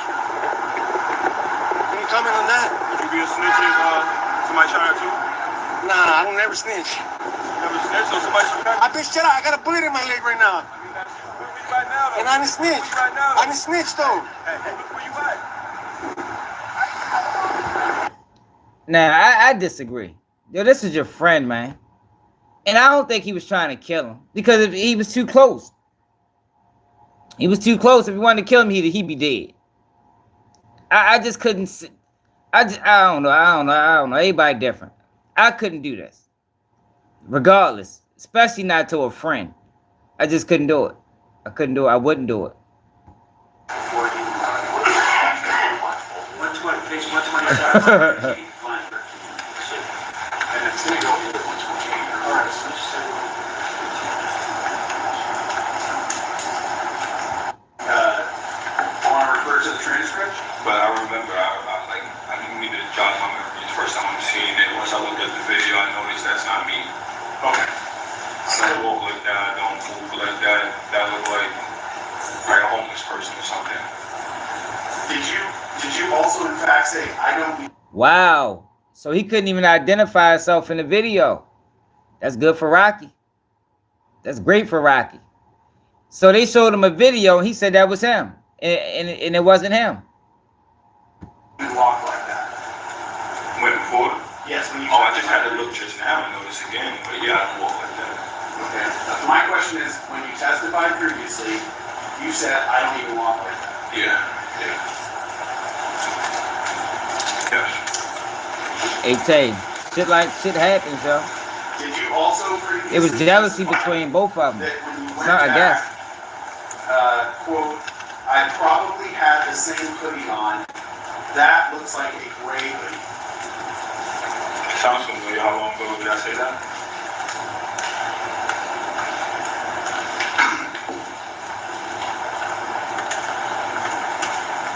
Is that what you said previously?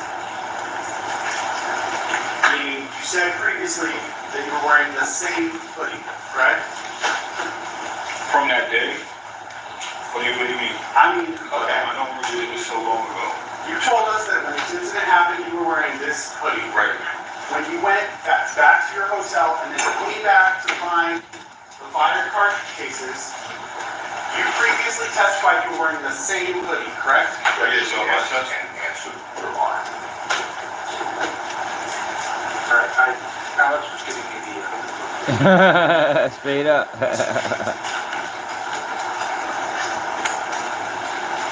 Yeah. When you went back to the hotel, He fucking himself over. Cartridge cases.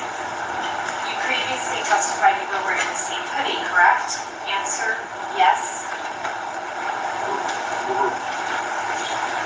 And when you watched the video, you commented that the person seen in that video was wearing a gray hoodie, or what you meant was a different color hoodie from the one that you were wearing that night, correct? Correct.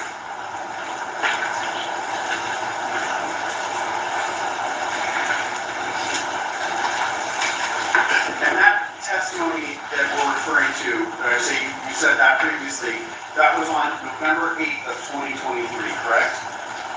At a completely different hearing? That was a preliminary hearing? Yes. Okay, yeah. Yeah, he fucking himself up. Yeah, yo, if he lied on ASAP Rocky, oh my God. He better not be lying, man. I swear, he better not be lying. Now, we know a shooting did take place, but ASAP Rocky defense saying it was a prop gun. Wasn't real.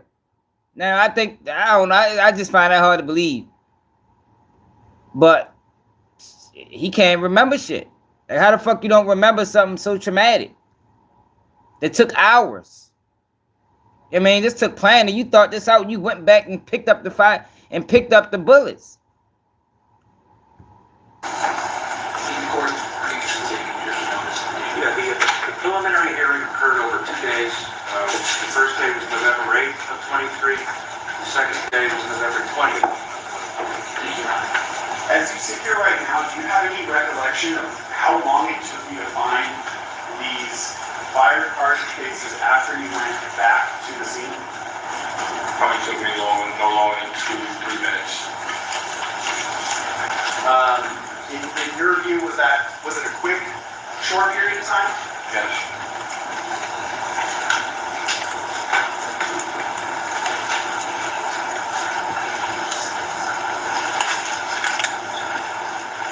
Yeah, but he Check don't this out. remember. I'm going to show you how I afforded this car. He messing himself up on the stand. He act like that shit was 20 years ago. Like it wasn't that long ago, bro. Like you should remember some of these things. It's just a matter of how his defense attorney carried it, because he should remember some of these details.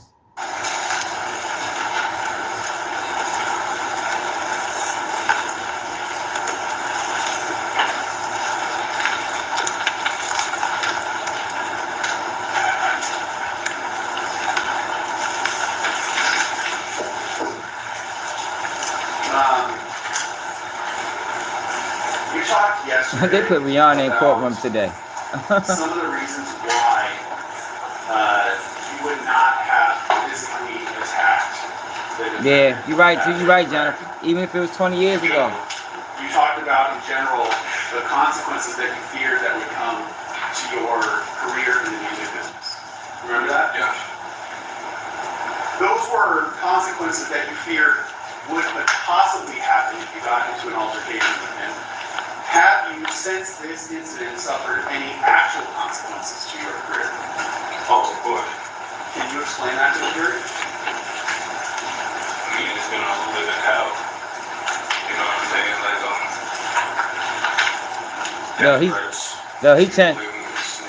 he changed the subject. The prosecutor realized like he fucking himself up, so he he got off that topic real quick. It's just hey, that's good for Rocky. Saying something that happened. My social media, everything that I'm doing as far as social media, I don't have a presence there no more. You said you were working in the music industry, managing. And then like my artists turned on me, my producers, they all turned on me because of the decision I made. They felt like. I think that happened after the that happened after the I can't back them up no more. I can't support them with what I'm doing. Going to the police. They didn't want nothing to do with me no more. When you say they turned on you, what does that mean? Yeah, she is pregnant. Like they unfollowed me, wrote shit about me. Like some of them other ones just like understood where I've been kind of controlling the situation. Are you still working with any of those individuals? No, nobody. So that would include artists or musicians that you were working with, correct? Yes. Would also include producers that you work with, correct? Yeah. Yes. You don't have any of those people that you're managing anymore, correct? Nobody. You said that prior to this incident, you had meetings with different executives from record labels, correct? Do you still have meetings with record labels? No, they all unfollow me. Yeah, they all of them. Do any of them contact you anymore? No. You said you had your own management business called Shut Eye, correct? That's correct. Is that still a business? No.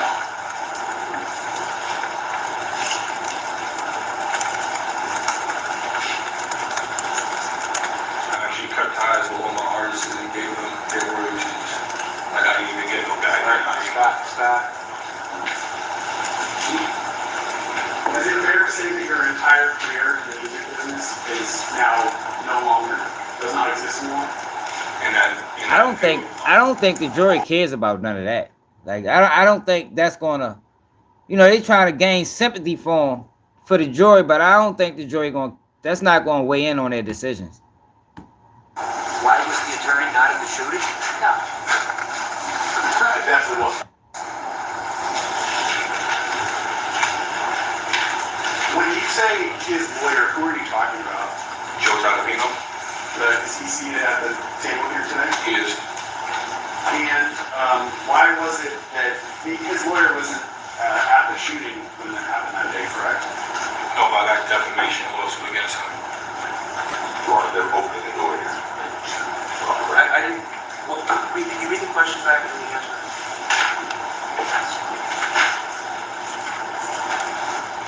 Why was it that his lawyer wasn't at the shooting when that happened that day, correct? Answer, no, but I have a defamation lawsuit against him. The question is, why was his shooting? Why was the attorney not at the shooting? No. It definitely was not. Why was it that his lawyer wasn't at the shooting when that happened that day, correct? Why was he? Calls for yes or no. Why is that even a question? What the hell does his lawyer being at the shooting have anything to do with it? Like that was a wild ass question. It's a wild question. Mr. Tarantino was not at the shooting, correct? No. That's another question.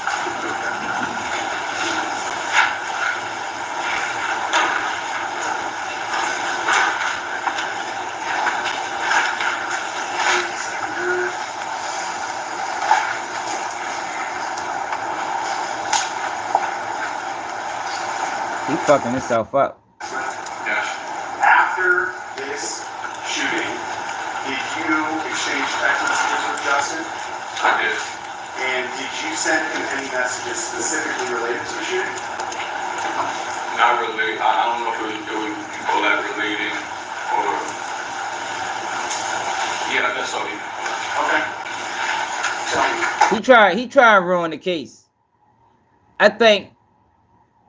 I think he realized what he did, and he's trying to ruin the case.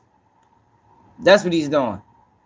He's trying to still cooperate, but at the same time ruin the case. I'm gonna display what I previously marked as People's Exhibit 20. Do you recognize what we see here? Yeah, so I said I want to get this nigga's money.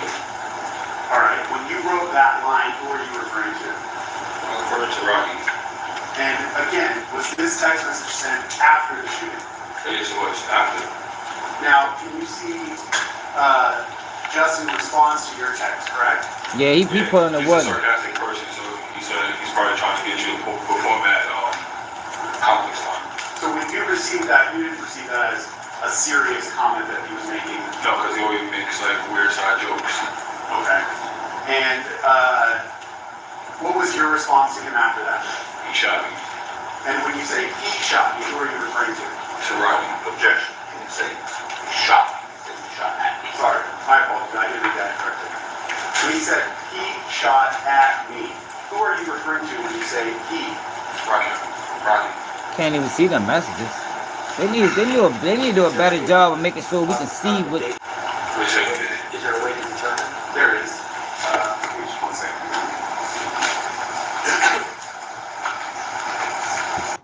On this thread is marked at November 7, 21 at 12:46 a.m. Would you agree that is after the shooting? That's correct. No. Woody is special breed. Woody been telling on his friends for 10 years. Woody different. Unprovoked. Like Woody did a lot of unprovoked telling. Like at least something happened to him. Woody just was telling just because he ain't want to go to jail. That's what the fuck Woody was doing. Now you said he is blue and you are green, correct? Yes. Let's go through this first page. First text message. What was the content of the text message that you received?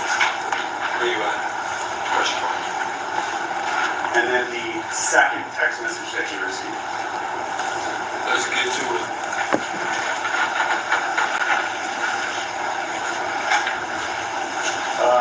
All right. The third text message. Stop ducking my calls. And that one was read by you at 9:35 or Yeah, I can't see what they're writing. That shit's like horrible. No. Family proof your family with Place Alerts by Life 360. Did you have access to any of those cameras? No, I went to one building and told me I needed a subpoena. Okay, so they specifically refused to let you watch it. They wouldn't even acknowledge the fact that I wanted the video. They was like, you would need a subpoena. So I think I went with the lawyer that I had, and he told him that. The point being, though, when you sent that text message, at that moment, you had not seen any video related to this case. Were you only referring to the fact that you know there were cameras around it? He likes them slices. Boy, it's too late on what happened because I didn't go to the police right away. But I'm asking, what are you communicating to him with that text message? Oh, I'm letting him know that I have evidence. Like you're not getting away from this. Why is it that you felt like you had to tell him you had evidence? Because he shot at me. He wasn't acknowledging the fact that he shot at me. Was he denying that the whole incident took place? Is that how you received it? Yeah. Woody wasn't funny, Jennifer. He was not breaking. I'm just wanting to finish this. I don't think Woody was funny. I think Woody was despicable. After that text message about the video, what did you text him? See you soon, bud. Yeah, I don't think he wanted to shoot him either. Because if he wanted to, he could have.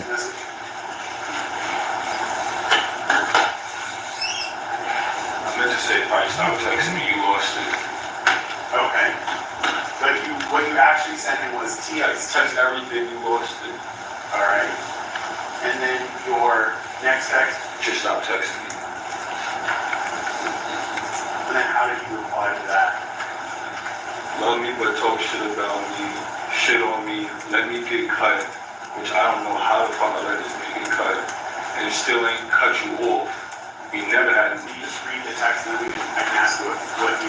nigga, you've been a op, you don't love me because we don't do business, so it is what it is. Okay. When he said that you talk shit about him, what did you take that to mean? I never talk shit about him. If anything, I'm just voicing my opinion on why shit is not working. Okay. Did you know what he was referring to when he said, let me get cut? Oh yeah, I was there that day. But I had nothing to do with getting cut. You didn't personally do anything to him, correct? No. Alright. And then when he says you've been an op, what does that mean? That was the first time I ever heard I was an op from him. What's an It's op? always new. Like the opposition, maybe somebody you don't fuck with. I told this dude many times, if you don't fuck with me, just let me know. Okay. And then the last text message that he sent to you. Now you're trying to extort niggas talking about I shot at you and he shot you 4 times and all type of nonsense. You a phony, you don't have my best intentions. So I text you. Yeah. Yeah, Rocky posed to pay for Ace. The whole beef is over. Rocky not putting up no money to the funeral. But from what I understand, Rocky did put money up to ASAP Yam's funeral. So that's what this whole argument was over. ASAP Yam's death and his funeral expenses. The best intentions. Stop texting me and stop calling my manager and call the police if I shot at you. You real. So after that, that's when I was like, okay. Hold on. How did you receive that text message? Oh, but there was no more trying after that. I was going to do, like, he literally told me to go to the police. But did you receive that as him denying that this incident ever took place? Oh, yeah. In any one of the text messages he sent you, did he refer to he ain't get killed. An allegation that he used a prop gun? No, never. Or a starter pistol? No. When he says stop texting me and stop calling my manager. Do you know what he's referring to when he says stop calling my manager? So he had a manager, John, that I was cool with, and he did that. I sent everything I sent him, I sent to John. And John was like, pretty much like, whoa, let me see what's going on. Okay, but that's what you thought he was referring to, was the fact that you were in communication with his manager. With his manager, yeah.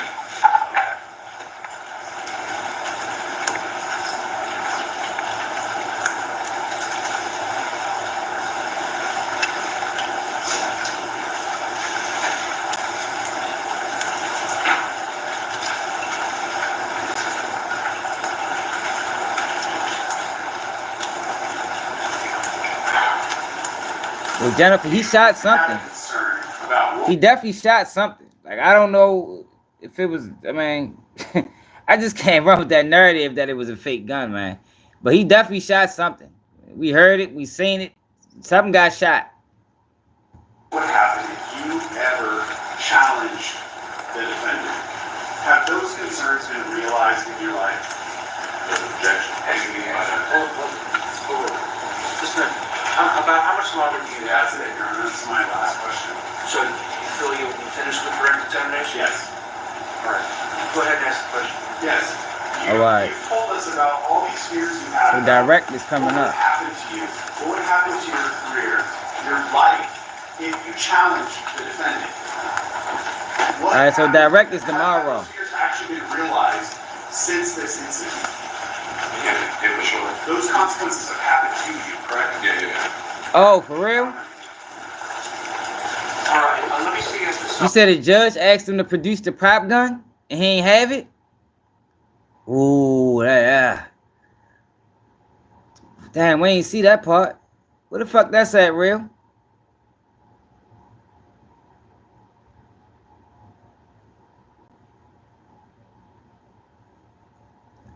Oh, wow. That's gonna hurt.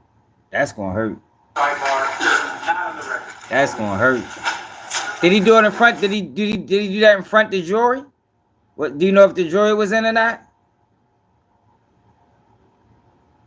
He probably didn't do that in front of the jury. I doubt if he did that in front of the jury.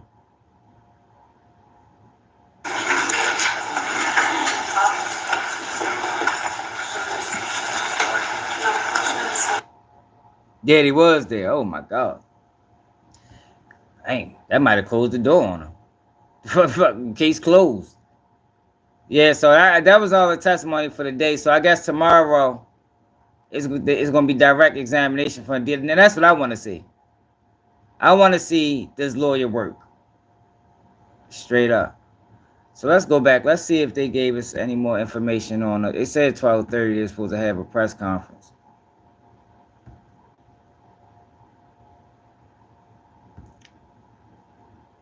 We got to speed it up too because it's getting late. Be sure to hit that like button, subscribe to the channel if you're new. We go live every day at 11 p.m. Eastern Time. Every day.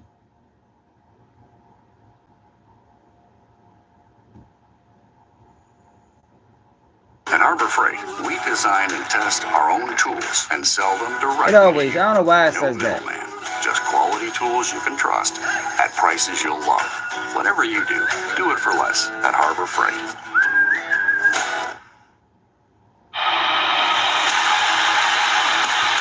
Come on, man. Let's see if they ever did the press conference.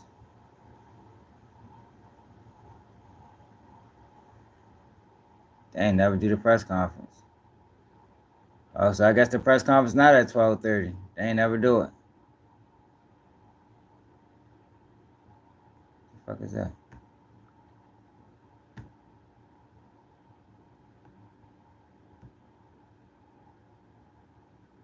This video?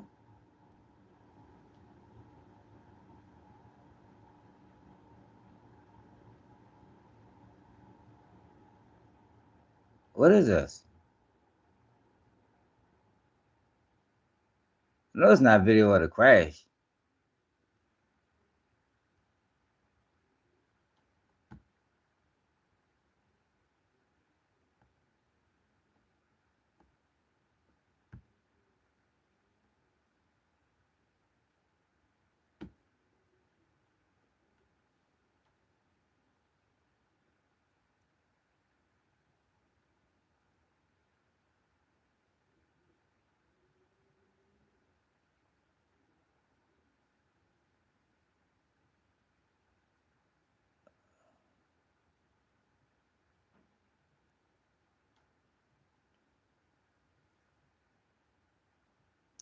Yeah.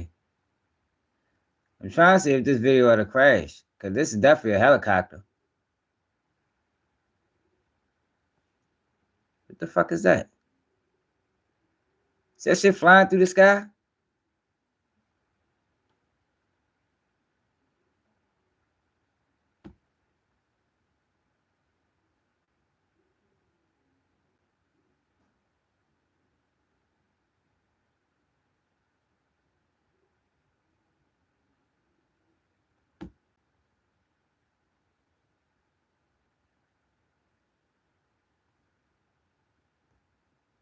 Yeah, so it's supposed to have been a press conference, y'all, at 12:30.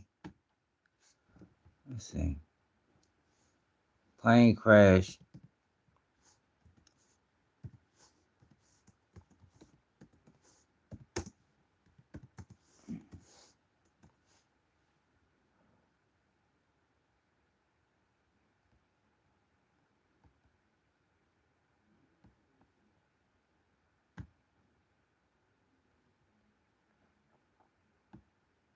Last thing I'll note is just to our local viewership, and just please let our first responders do their work.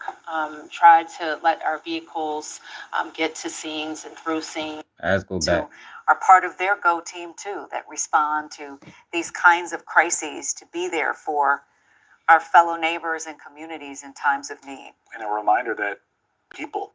Potter, the CEO of the Metropolitan Washington Airport. Let's listen in. There we go, y'all.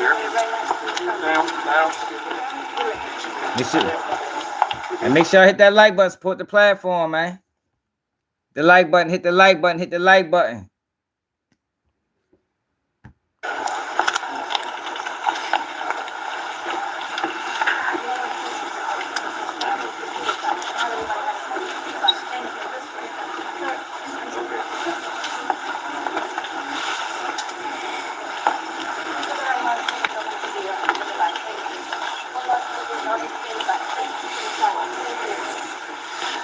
I'm Muriel Bowser. I'm the mayor of Washington, D.C.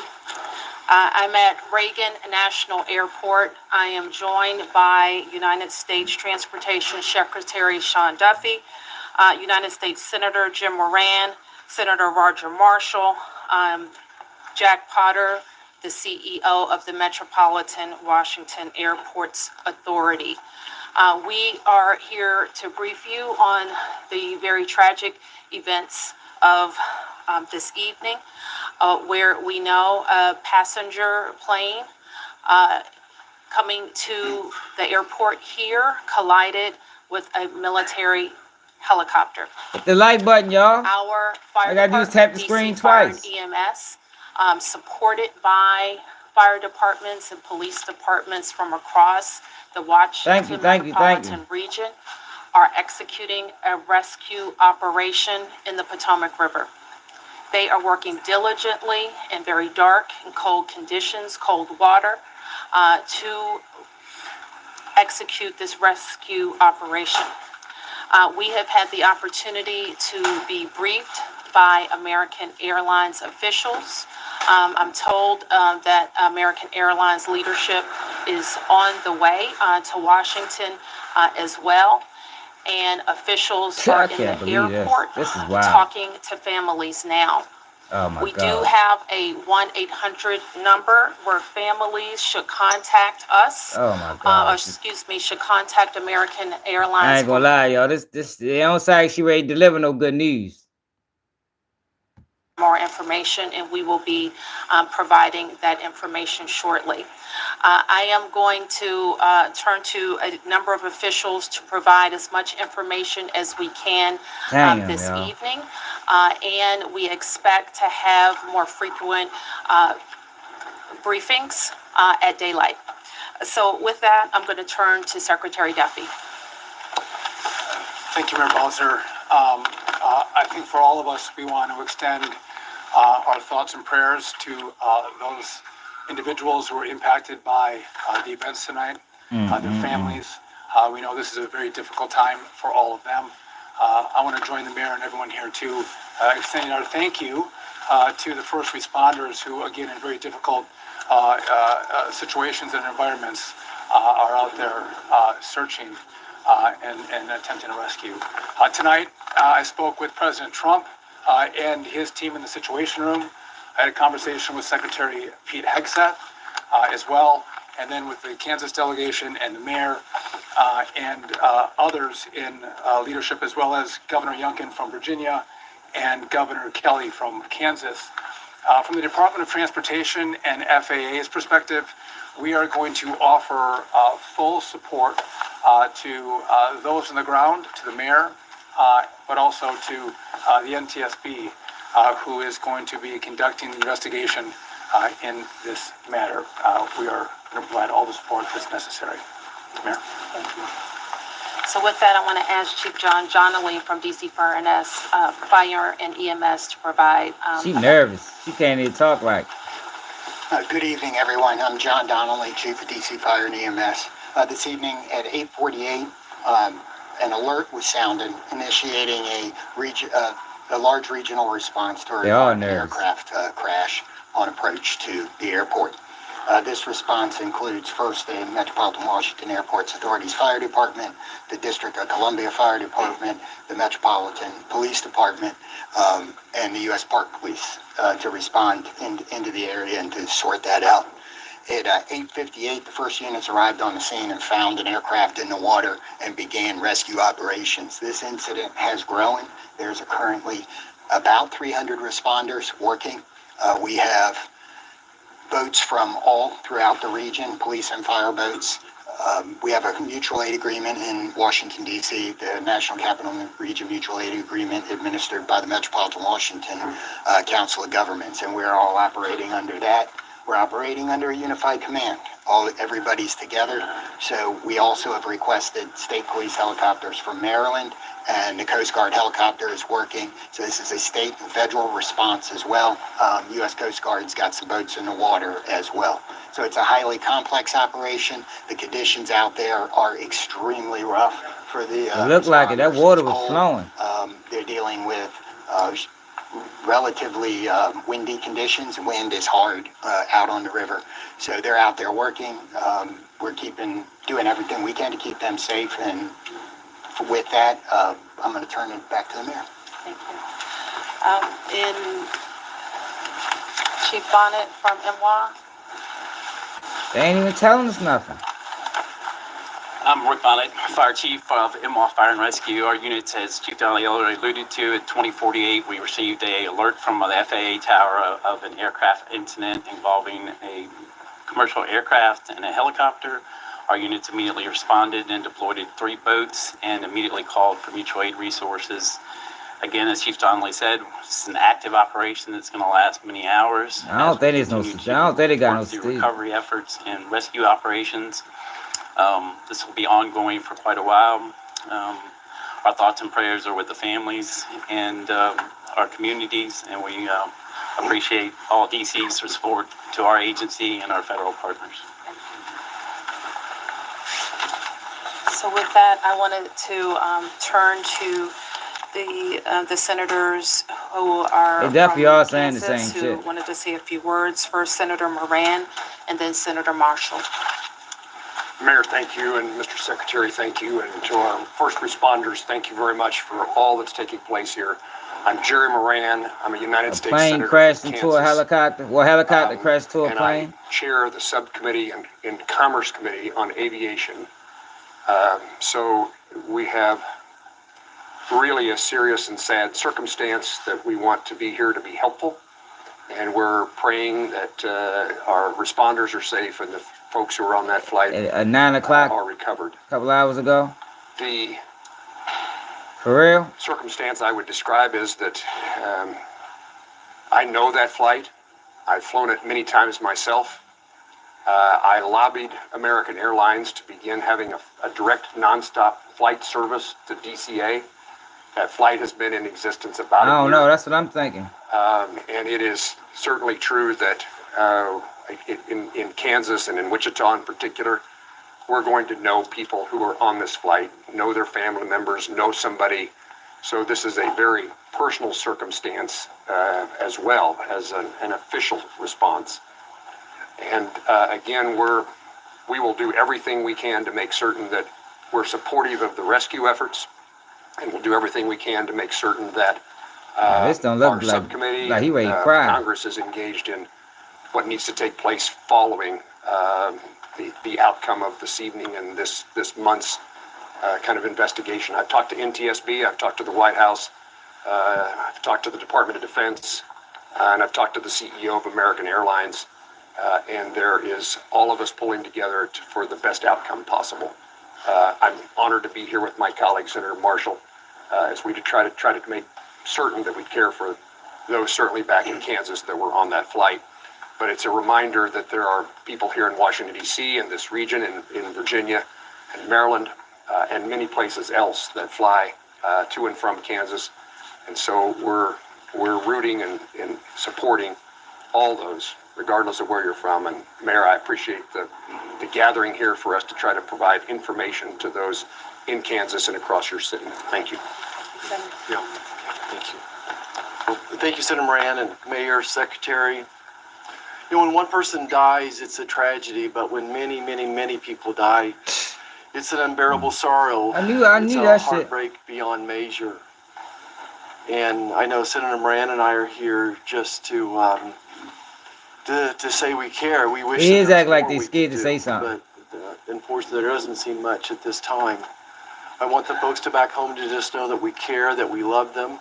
You were watching the video. This is a time when we'll have to probably like an hour together and help each other out. We've been through things like this before, through tornadoes and floods and things, but it's really hard when you lose, you know, probably over 60 Kansans simultaneously. And I don't want to forget the pilots and the flight attendants, you know, who are doing, you know, do their job, and the military personnel we lost.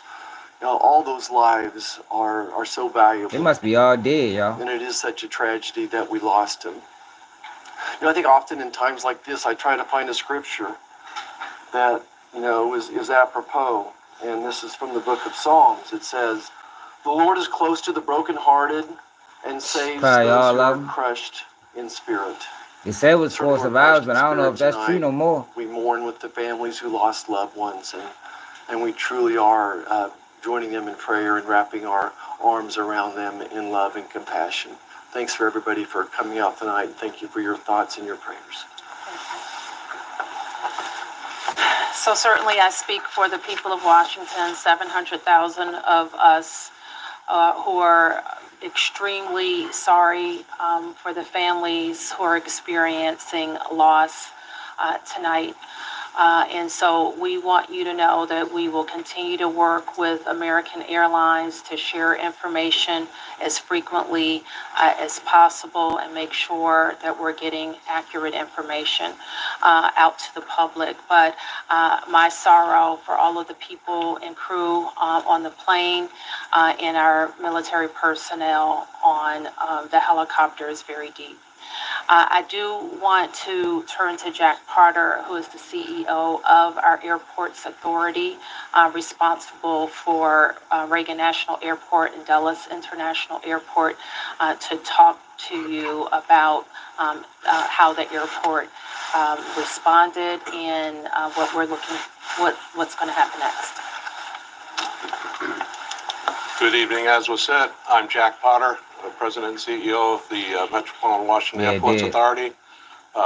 Thank you all for being here tonight and under these very, very grim circumstances.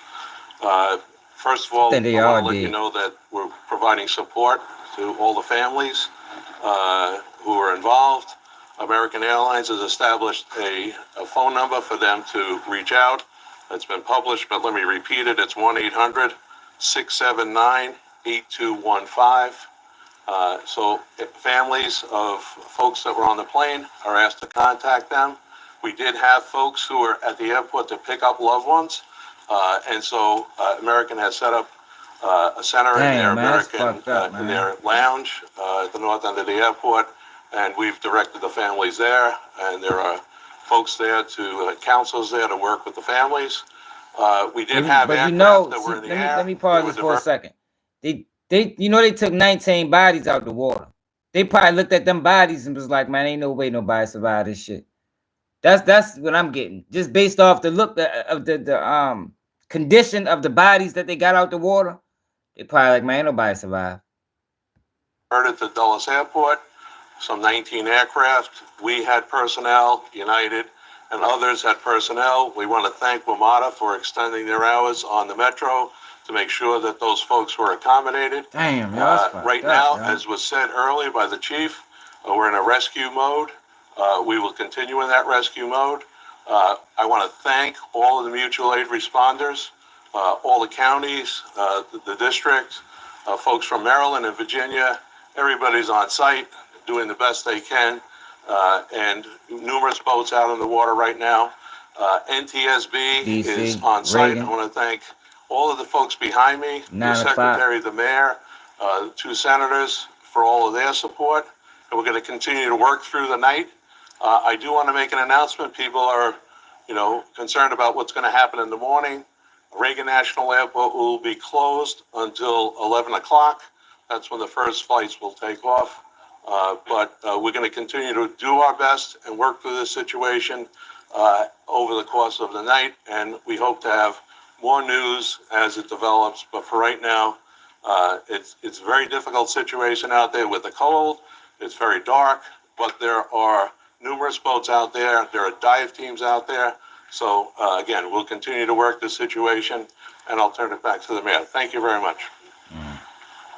Thanks for that update. And you've heard that in the National Capital Region, the District, of course, is Washington, D.C. is at the center, but we are a close region. We have heard from the governors of Maryland and Virginia, the mayor of the city of Baltimore, all who have sent us personnel to help in the rescue operations. Last thing I'll note is just to our local viewership, and just please let our first responders do their work. Try to let our vehicles get to scenes and through scenes. We don't want anybody else to get hurt because of moving vehicles, okay? So we will be able to take a few questions. There's not a lot that we can say. We won't be able to say anything about an investigation. As you know, once fire and EMS completes the rescue operation, then the investigation goes over to the National Transportation Safety Board. And I'm sure the Safety Board, NTSB, will provide information about when they will be briefing about an investigation. So we'll take a few. Yes. Confirm that both aircraft are in the water, and perhaps Chief Donnelly can explain what's involved in conducting an operation like this. Yes, both aircraft are in the water. The focus now is rescuing people, and that's what all of our personnel are focused on. And Chief, I think he's given a pretty good description, but if there's anything else you want to add, Chief? I would just say that the boats are out doing searches. We have divers on both aircraft, and they're searching the aircraft at this point. Right. Yes. Have any survivors been found, and how many bodies have been recovered? All we can confirm tonight is the number of people on each aircraft, 64 people on the American Airlines plane and 3 people on the military helicopter. When we can't provide any more information about recovery efforts. You want to talk about loss? Damn, that's it. They just cut the bitch off. What the fuck? The fuck was that? Why you just do that? Damn. That's fucked up. I see what the fuck going on over here. What the fuck was that, yo? I ain't never seen that like that before. We have a serious case of overspenditis, spending on things that you don't need, like overpriced wireless. It's time to say hello to Tello and start. But it certainly looks to me that could. American has set up a center in their in their lounge. The North. 700,000 of us. Your Secretary, You know, when one person dies, it's a tragedy, but when many people die, We heard that. Washington, 700,000 of us. We heard that. We won't be able to say anything All right, about an we start back investigation. right here. As you know, once fire and EMS completes Straight the up. rescue You already know, operation, KJ. then the investigation goes over to the National Transportation Safety Board. And I'm sure the Safety Board, NTSB, will provide information about when they will be briefing about an investigation. So we'll take a few. Yes. Can you confirm that both aircraft are in the water, and perhaps Chief Donnelly can explain what's involved in conducting an operation like this in the Yes, both aircraft are in the water. The for real. focus I be now canceling is some of my flights. rescuing Canceled. people, and that's what all of our personnel are focused on. And Chief, I think he's given a pretty good description, but if there's anything else you want to add, Chief? I would just say that the boats are out doing searches. We have divers on both aircraft, and they're searching the aircraft at this point. Right. Yes. Have any survivors been found, and how many bodies have been recovered? All we can confirm tonight is the number of people on each aircraft, 64 people on the American Airlines plane and 3 people on the military helicopter. And we can't provide any more information about recovery efforts. You don't talk about lost loved ones, so how do you know that there might be people with lost loved ones? I didn't say I didn't know people have lost loved ones. I said we can't talk about any of the recovery efforts. They say so far. If you rewind the video, so far they recovered 19 bodies. That's what they recovered, and that was probably about an hour ago. They might have recovered more by now, but so far they recovered 19 bodies. But the way that they talking, I don't think nobody survived. That's fucked up, but I think that's what we dealing with for real. Yes. So I'll call on who's next. Yes. Thank you, Mayor Bowser. Will this affect operations at Dulles and BWI? Will the Potomac River traffic be closed to boats? Yes. And so Jack has talked about, can you talk about Dulles? I'm not sure we can talk about BWI, but we can talk about Dulles. There is no impact at BWI or at Dulles. As I said earlier, our airport here, Ronald Reagan National Airport, will be closed until 11 o'clock. Obviously, that will be fluid. We'll learn more, but we wanted to advise passengers who might be coming to the airport in the morning that we will be closed until at least 11 o'clock. Yeah, Have we talked about that last couple nights, Yeah, man? 1 second. You're next. Hi, Mayor. Thank you so much. So, just other than the current situations, like we know the water is extremely cold and it's very dark outside. Although Senator is saying that there are numerous boats in the water, but what's the biggest challenges for the rescue team? What best scenario we can expect in the coming few hours till morning? So the challenges are access. The water that we're operating in is about 8 feet deep. There is wind. There is pieces of ice out there. So it's just dangerous and hard to work in. And because there's not a lot of lights, you're out there searching every square inch of space to see if you can find anybody. Divers are doing the same thing in the water. The water is dark. It is murky. And that is a very tough condition for them to dive in. The question about the river, we'll make that decision later. The Coast Guard's on the scene, and I would expect that it's not a high use time in the river, and we should not expect to have recreational traffic on the river tomorrow. Okay, 3 questions. 1, 2, 3. Secretary Levy, have you been in touch with the air traffic controllers who were in the tower at the time of the crash? I have not. Thank you, goddess. Hit that like button, y'all. Tap the screen twice. What are your thoughts? What are you feeling right now? My focus is on those who are impacted on this flight. And again, I've been secretary for a little over a day, and the tragedy that we're going to deal with this recovery, I think is touching everyone's hearts, whether it's here in the greater DC area or in Kansas. And again, I think everyone here is thinking and praying for those who potentially have lost a loved one. And thank you. Ask your question. Can any of you give us any sense about how an accident like this could have happened so close to the airport right in the heart of DC. There have been reports that the DCA tower contacted Yeah, that shit probably was so loud. Who in here from DC? To ask if they I know that was extremely loud, like extremely loud. Sight of the aircraft, and apparently the helicopter reported that it did have sight. That shit probably sound like a bomb. Is it possible that it had the wrong aircraft in sight? Do you have any sense of what we talked about that already? I know that the National Transportation Safety Board in its investigation will be able to search on all of those questions. We wouldn't be able to talk about that tonight. Yes. Two parts for Secretary Duffy. The first thing, you were talking about when you were in the Situation Room with the president and Pete Hegseth both being there. Can you tell us more about the president's initial reactions to this, as well as Pete Hegseth, given this was a military helicopter? So I was not in the Situation Room.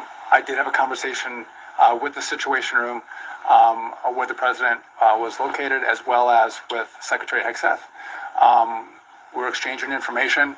I would just note that not just the local team, but the federal team has performed very well in this crisis.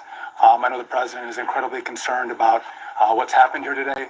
I'm sure we'll continue to hear more from him, and I'll continue to consult with him and Secretary Hegseth. When it comes to the resources that you would be able to provide on the federal level, do you feel like you're getting what you need? Absolutely. The president has committed to this team and to the NTSB through the DOT that we will provide all resources necessary as we go through this recovery, but also the support from FAA and DOT as the NTSB investigates. Mr. Secretary, do we know the condition of these aircraft? Are they whole? Are they split? Are they pieces? Again, I don't think we can comment on that. It ain't gonna answer that. On getting that's too much information. The passengers and crew out of the water. And just one more clarification, because earlier we got guidance that DCA was going to be shut down at least until Friday at 5 a.m. I just heard 11 a.m. 11 a.m. tomorrow. Okay. Yes. Thank you. Okay. We can take a few more questions. A question here, a question here, and here. Yep. Mayor Bowser, can you just confirm, has anybody been transported to the hospital? I can't say anything about the rescue operation right now. Who was next? Yes. Yeah, Chief Donnelly, can you speak a little bit more about the unified command who leads this phase of the rescue and recovery? At what point do you then change phases? And can you describe to us the scene as best you can when first responders first arrive? So I happened to be listening to the radio this evening when the call came out. I listened to the responders come in, and the initial response, they were very professional, trying to locate this. This is, if you can imagine, the river is a large black spot at night with no lights on it, except for a few buoy lights. So they were out there looking. The boats pretty quickly were able to locate one of the aircraft and get there. So that's what's going on right now. Everybody's working on that. We will reevaluate where we are with the rescue operation in the morning when we get a better sense of it, but we are still out there working, and we're going to continue that throughout the night. Is there a sense that there are survivors? We don't know yet, but we're working. Is any part of the search happening over land? No, we're all in the water. Yes. Oh, you got a question. Somebody didn't get a question. Hold on. Yes. I just wanted to ask, do you have an estimate yet on how long the recovery efforts will take? Chief. So experiences like this we expect to continue our operations in the fire department for multiple days. And then I would expect the investigation goes longer than that. Okay, you didn't get a question, and you were next, I think. Thank you, Maria. My question is, do we have any plan to prevent future crash or future accidents? Do we have any to reform the airport control? Sound like everybody's who are flying in the next few days? And also, how long the rescue is gonna last? Are we gonna stop rescue after tomorrow 11 a.m.? Like divers team, because they are still in the golden hours now. No, I mean, I think you just heard the chief said we're going to be out there as long as it takes, and we're obviously trying to get to people as soon as possible, but we are going to recover our fellow citizens. Yes. This is for the chief and Secretary Duffy. How do you balance the search and rescue operation with preserving the scene for the investigation that's now underway? So, from the fire department's point of view, we are always going to put people first. But I don't think that I think our operations, because we have a unified command, we are all working together, and the NTSB is in contact with us, and we will work together to make sure that if there's crucial evidence that it's preserved. And that's something we do every day with our police department on crime scenes and things. So life comes first, and everything else is after that. Okay, last question. Yep. Secretary Duffy, I just want to ask, I know it's early, but are there any immediate actions that the FAA should take to prevent helicopters and commercial airplanes from getting too close to one another? So obviously there'll be a review of what happened here tonight. And after the FAA studies what happened, gonna get fired. we will take appropriate action if necessary to modify flight paths and permissions. Do you have any more details about the helicopter mission with the Black Hawk and whereabouts you have you directly from President Trump? I spoke with the president's national security advisor, and I have not talked to the president yet, and I do not know what the mission was.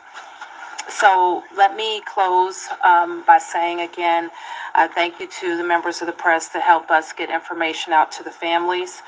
The American Airlines number is 800-679-8215. 800-679-8215. And I expect the airport will likely provide additional information in the morning. Thank you. Well, I ain't gonna lie, y'all. That shit sounds wild. If y'all ain't seen the video, let me show y'all the video. Let's go back to Twitter real quick. Yeah, man. Damn. Let's go back to Twitter. I ain't gonna lie, y'all. That shit don't look like no motherfucking mistake.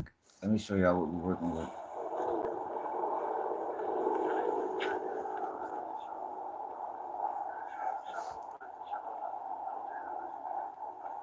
Oh, that's them searching.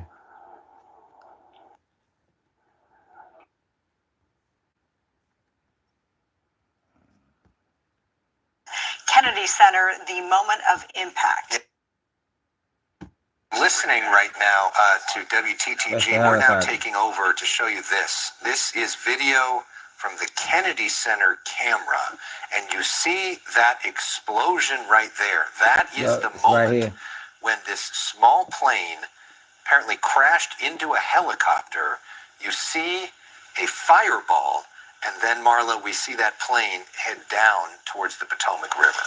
Oh, what an image there. And according to... Hey, what if that shit would have hit some houses? And like, how did this happen in 2025? And the plane didn't crash into the helicopter. The helicopter crashed into the plane. The plane was cleared for landing.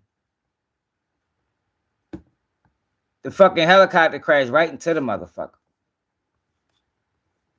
What them other videos that we watched?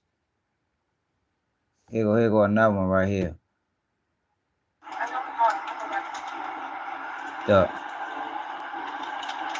It just ran right into the mother. It just ran right into it. I don't understand how does that happen. Look. Now on the air traffic control, the helicopter was aware of the plane. And air traffic control told him to go under it. Go under the helicopter. I mean, go under the plane. But that's not what happened. Here go another angle. This a family driving. Over here. What happened? Oh my God! Oh my... Is it? Here you go, coming fast as shit too. That's the plane. That was the plane coming. Oh my God! Oh my... It do look like they went through it. It's blue. It's blue. Jesus Christ. What happened? Yo, that is crazy. That is crazy, y'all. In 2025, with all this technology, how How? It doesn't make sense. What's this? Footage of the wreckage. Damn. So what is this? Is this the plane? Ain't nobody survive on here, man. Y'all see that shit? This look like the wing. I don't know what nothing else is. Damn.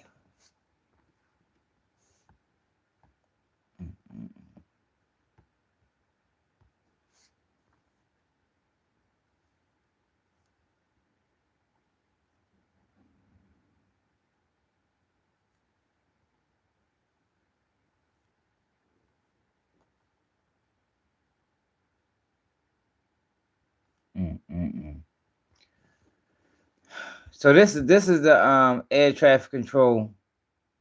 Here's the track of the plane. This does not look like an accident. It don't look like no accident. It look like he rolled right into him. That should look intentional, man. I'd be lying to y'all if I say that shit ain't look intentional. Look.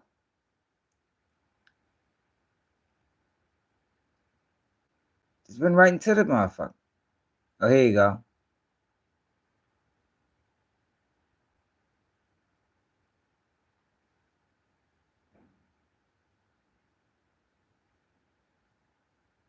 This the trajectory of the plane.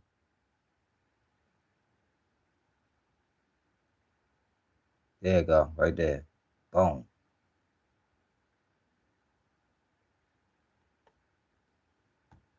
Look at that again.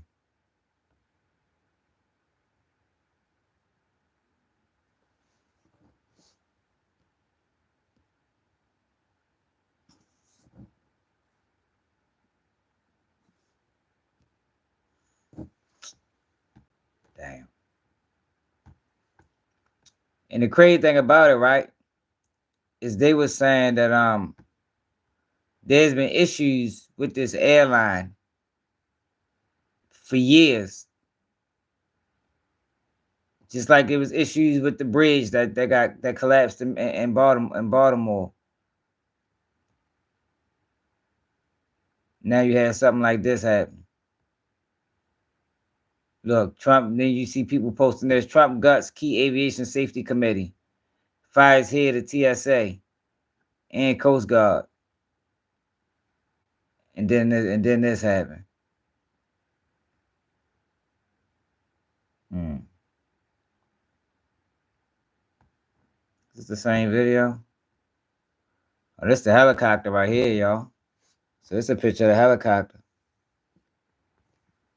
This a different picture. It look like it's upside down.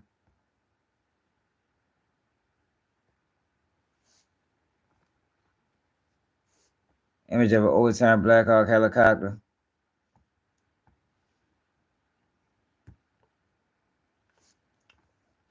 See, I don't believe in coincidences. There's too many coincidences, man. Our plane diverted from Reagan.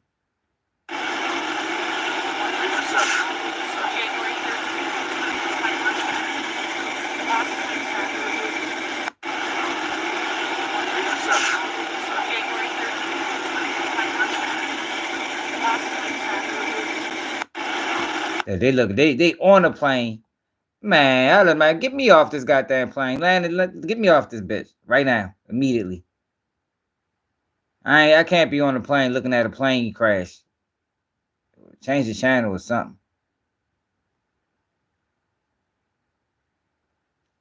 Look, watch the Black Hawk fly itself. Y'all know the Black Hawks can fly itself, y'all.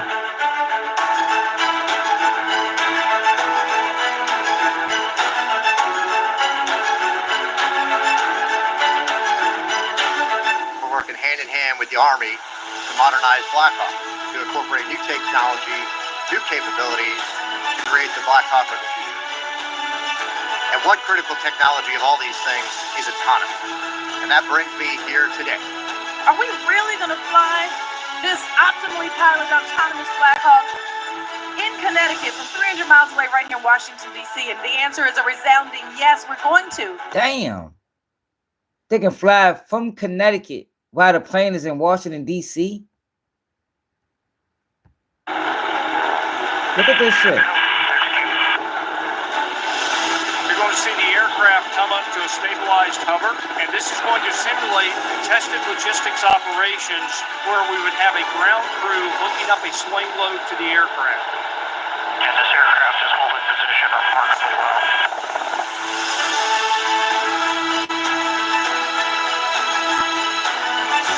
Man. That's crazy. So this air traffic control video.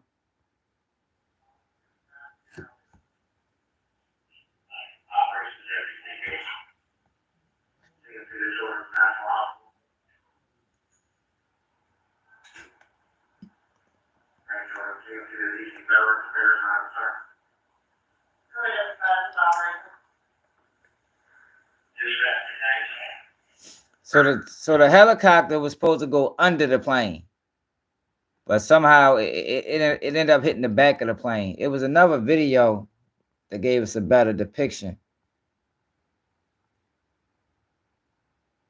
Who was the person taken to DC? Recording being released of a plane. Listen to the audio. Who is the person who was pulled from the river? Why is this person mentioned over the radio like this? What the fuck is this? Here go the conspiracies. I ain't gonna lie. Don't confirm. Take it back with you. Let's go back. May I meet up with you, please? I want to take one. You can take two, please. Sure, I'm at row 4, you answer. Copy. EMS branch from Airport Firefighter 378. Go ahead. For our conversation earlier, I just spoke with Command Center out here on the water. They advised, as far as they know, they have one body that was taken to DC. That is all they know so far. They'll confirm and get back with you. Okay. Copy. Thank you. May I meet up with you, please? I want to take one. You can take two, please. Sure, I'm at row 4, you answer. Copy. EMS branch from Airport Firefighter 378. Go ahead.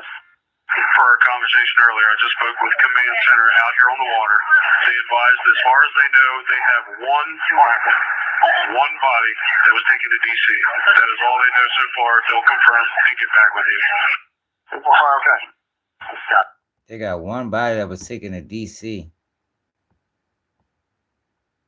Yeah, I don't know. You know, this was a military helicopter. The airplane, Donald Trump said something. The airplane was on a perfect and routine line of approach to the airport. The helicopter was going straight at the airplane for an extended period of time. It is a clear night. The lights on the plane were blazing. Why didn't the helicopter go up or down or turn? Why didn't the control tower tell a helicopter what to do instead of asking if they saw the plane? This is a bad situation that looks like it should have been prevented. Yo, see, this is why I be fucking with Trump, man. Ain't no other president gonna say no shit like this. You feel me? Like, cause keep it real. Something ain't right. Something ain't right. This can't happen in 2025. It's too much technology. You hear the pilot say, I see the plane. I see the plane. Where that video at? And then we're gonna get to the what's it called? Cause we running late. We're gonna get to the Jamie Foxx.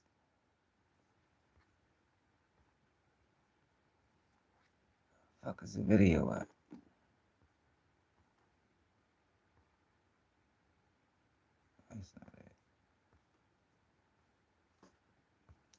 Oh, shit, I'm on the same post. I ain't gonna lie, y'all. I'm not buying this no mistake. I'm sorry. I can't. I'd be a fool. I'd be a fool to think this was a mistake. Oh, is that the same video? Oh, that's the same picture.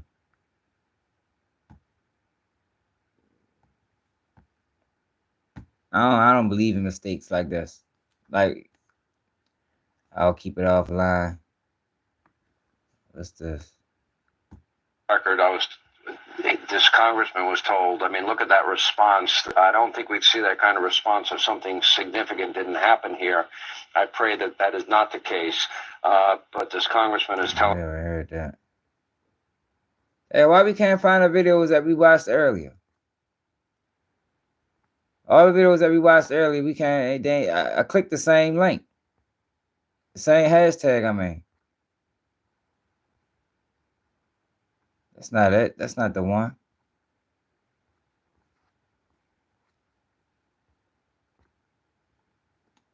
Man, take them bitches down or something.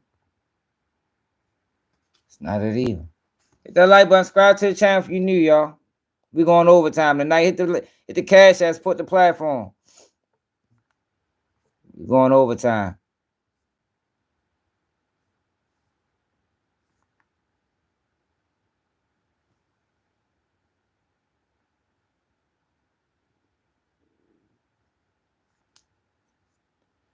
Damn, yo, they was ready to land too. That's to make it so much worse. They was ready to land. Flight was ready to be over. Flight was ready to be over, y'all. You know how it be when you on a plane? You be kind of anxious. You can't wait to get off that motherfucker. You hear you ready to land. That shit feels so good. Right here, go right here. That shit is, if it feels so good, then this happened.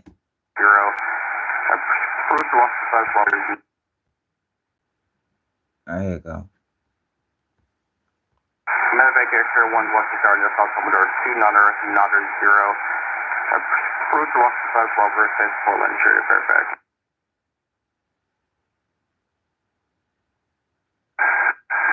Pad 25, get the CRJ in flight. Pad 25, pass find the CRJ. It was one that played it. It was one that said exactly what they were saying. And you can kind of make it out. But he told him to go under the plane. That's what control told him. Go under the plane. And then the pilot said he can make it. And then shit went haywire. Shit went fucking haywire. Damn.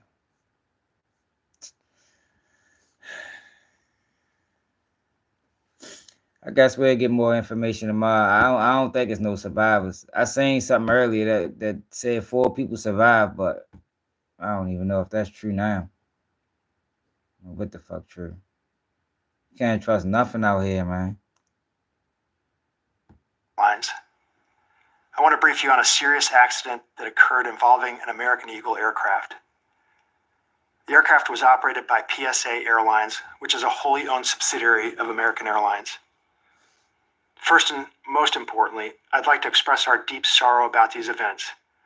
This is a difficult day for all of us at American Airlines, and our efforts now are focused entirely on the needs of our passengers, crew members, partners, first responders, along with their families and loved ones. I know that there are many questions, and at this early stage, I'll not be able to answer all of them. I ain't trying to hear that shit, man. Get the fuck out of here, bitch. You probably played a role in it. Dirty bastard. I don't trust them people, y'all. All right, y'all. So, Jamie Foxx, y'all. Keep this. Jamie Foxx alleged son said he's a deadbeat dad and has him living in the car while he's rich. We took pictures at the red carpet. That was the last time I seen him. He said it's the last time he's seen his son right here. His father. They look alike too. I don't be understanding these type of scenarios, y'all. Like, I couldn't be rich and my son be homeless. I'm sorry. I just don't understand how that happens. And if this was the last time he's seen his father, right? You know, because kids cross the line. What possibly could he have done at this age to make his father cut him off completely forever? Like, I don't know. Like I was saying, I ain't seen my dad in 3 years. He never supported my dream. I always too busy. When I come up with ideas, he never. We went and took pictures at the red carpet. That's my last time seeing him. It been like 3 years, if I can remember. Yeah, my dad don't care nothing about me. He got me out here homeless. Jamie Foxx, does everybody know him? Yeah, he got me out here like real down bad. And then trying to deny me. That's the crazy part. And don't care nothing about my mama. Nigga, I don't understand. Man, look at that. They got the same nose, eyes. Yo, come on, bro. Come on. I don't be fucking with this. I can't fuck with this. Look at these two, y'all. how he gonna deny him? Like, for real. How is he gonna deny him, y'all? Man, dude, like, y'all they even got the same lips. Caught up in all these celebrities. These celebs ain't what you think they are. These celebrities ain't what you think they are. Like, real talk. Like, dude got me out here. I'm living in my car, man. I've been living in my car for 2 years. Trying to make it. Is that right, Billy? Like my dad. Is that right, Bill Hicks? On TV like him. I'm trying to. I got problems of my own, and just happen we all come in different colors. I have no help with nothing. And I was born with a silver spoon in my mouth. I was born with a silver spoon in my mouth and was left. What you mean he wants free money? I'm just not learning how to get out the mud for myself. That make it even worse.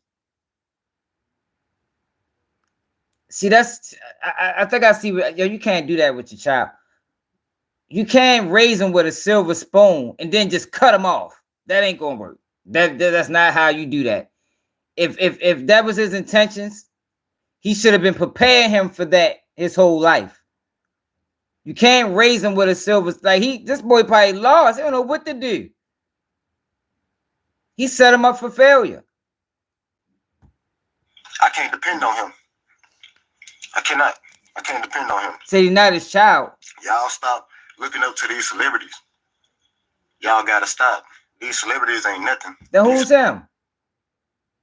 This not him? Famous people. He looks like him.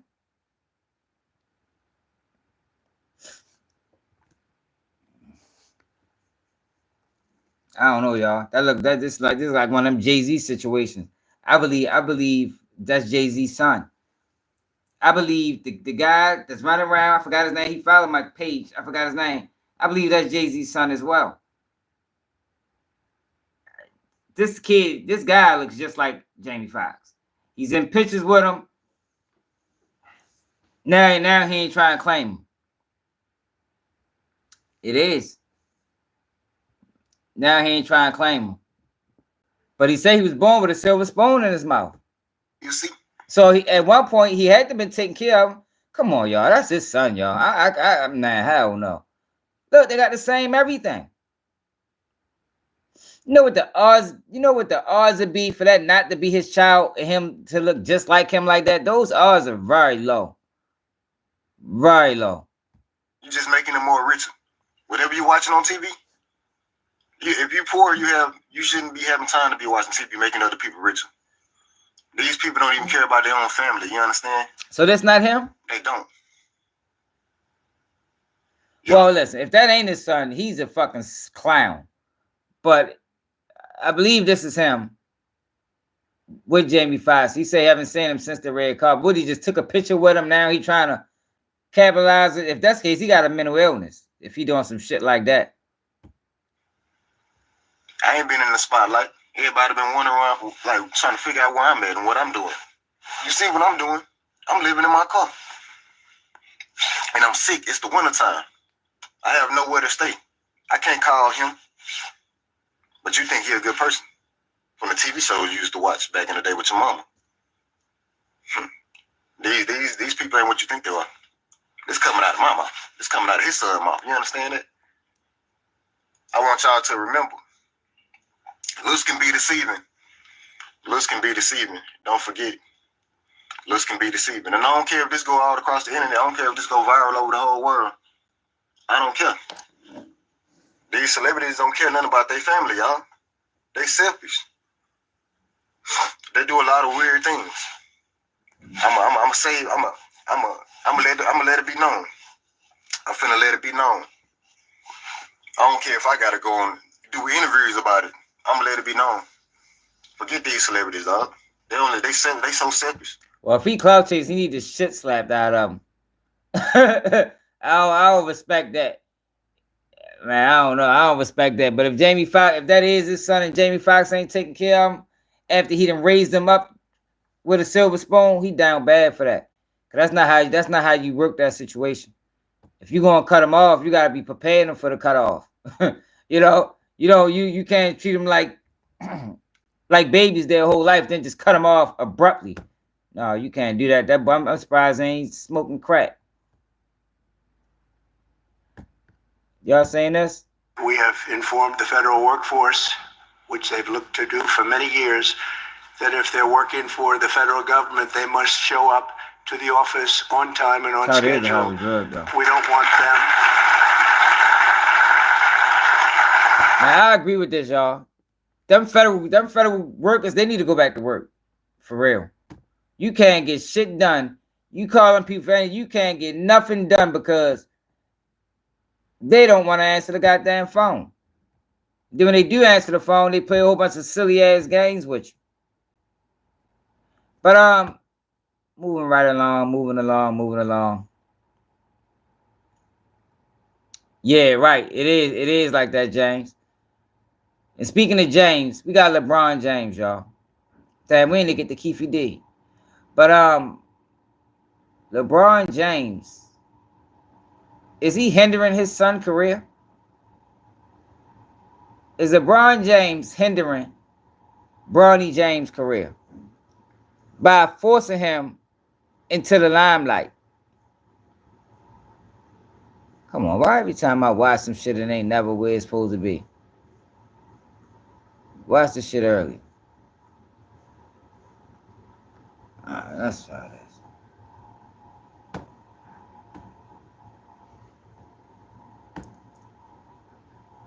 Stephen A. Smith, LeBron James, Bronny James. First take.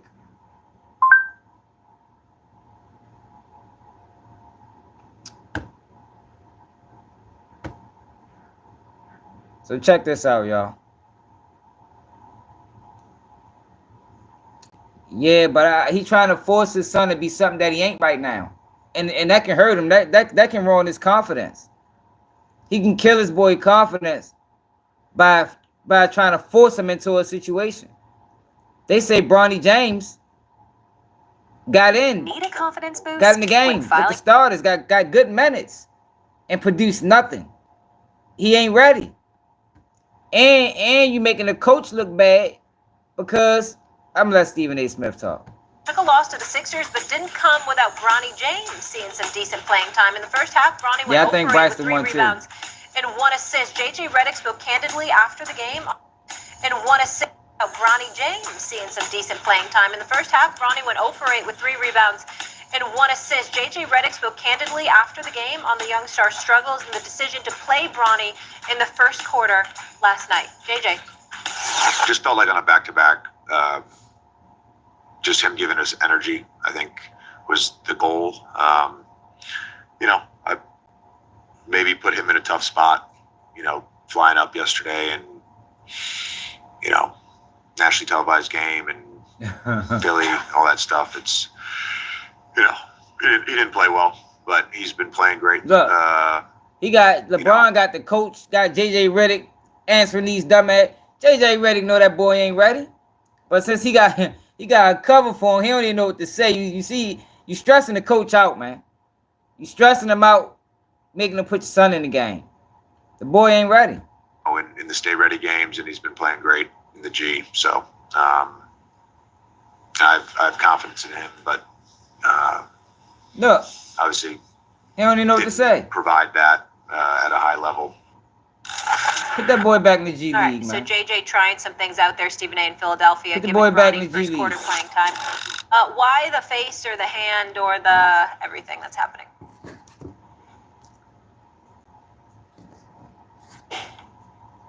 I'm really, really trying to be as respectful as I possibly can be. Yeah, that's what I'm saying. I don't think he's ready. LeBron James, one of the top 2 or 3 players in the history of basketball, number 2 in my eyes. A treasure to the game of basketball that we should and will all miss when he is gone. I am pleading with LeBron James as a father. Stop this. Stop this. We all know that Bronny James is in the NBA because of his dad. The first game of the season, opening night, the Griffies in attendance, father-son duo playing in the... I don't really be liking Stephen A. Smith takes, but he dead on with this. He is dead on. He gonna ruin his son, y'all. He's gonna ruin. He not ready. That's one of the worst things you can do in sports is force somebody into the limelight. He forcing it. Let him develop on his own. He ain't ready. He might need to spend a couple years in the G League. He only did 1 year in college. He ain't ready. NBA game for the first time, an absolutely positively wonderful story. And then reality sets in. We love what we're seeing from him in the G League because that's where you belong. As you hone your skills and you get better and you legitimately earn, which I believe he has the potential to do. I am rooting for Bronny James. It would be cruel to root against him. He's a wonderful kid. I wish him nothing but the best. But he's LeBron James' son. And everybody knows what attention that brings. Molly, Doggy, put them up on the screen because I want to see their face when I say this. Right now, Bronny James is averaging 0.3 points, 0.3 assists, and 0.4 rebounds. Damn. You know what people are saying. You know what they're going to do to this kid. In 13 games, he has played 44 minutes. He has scored 4 points.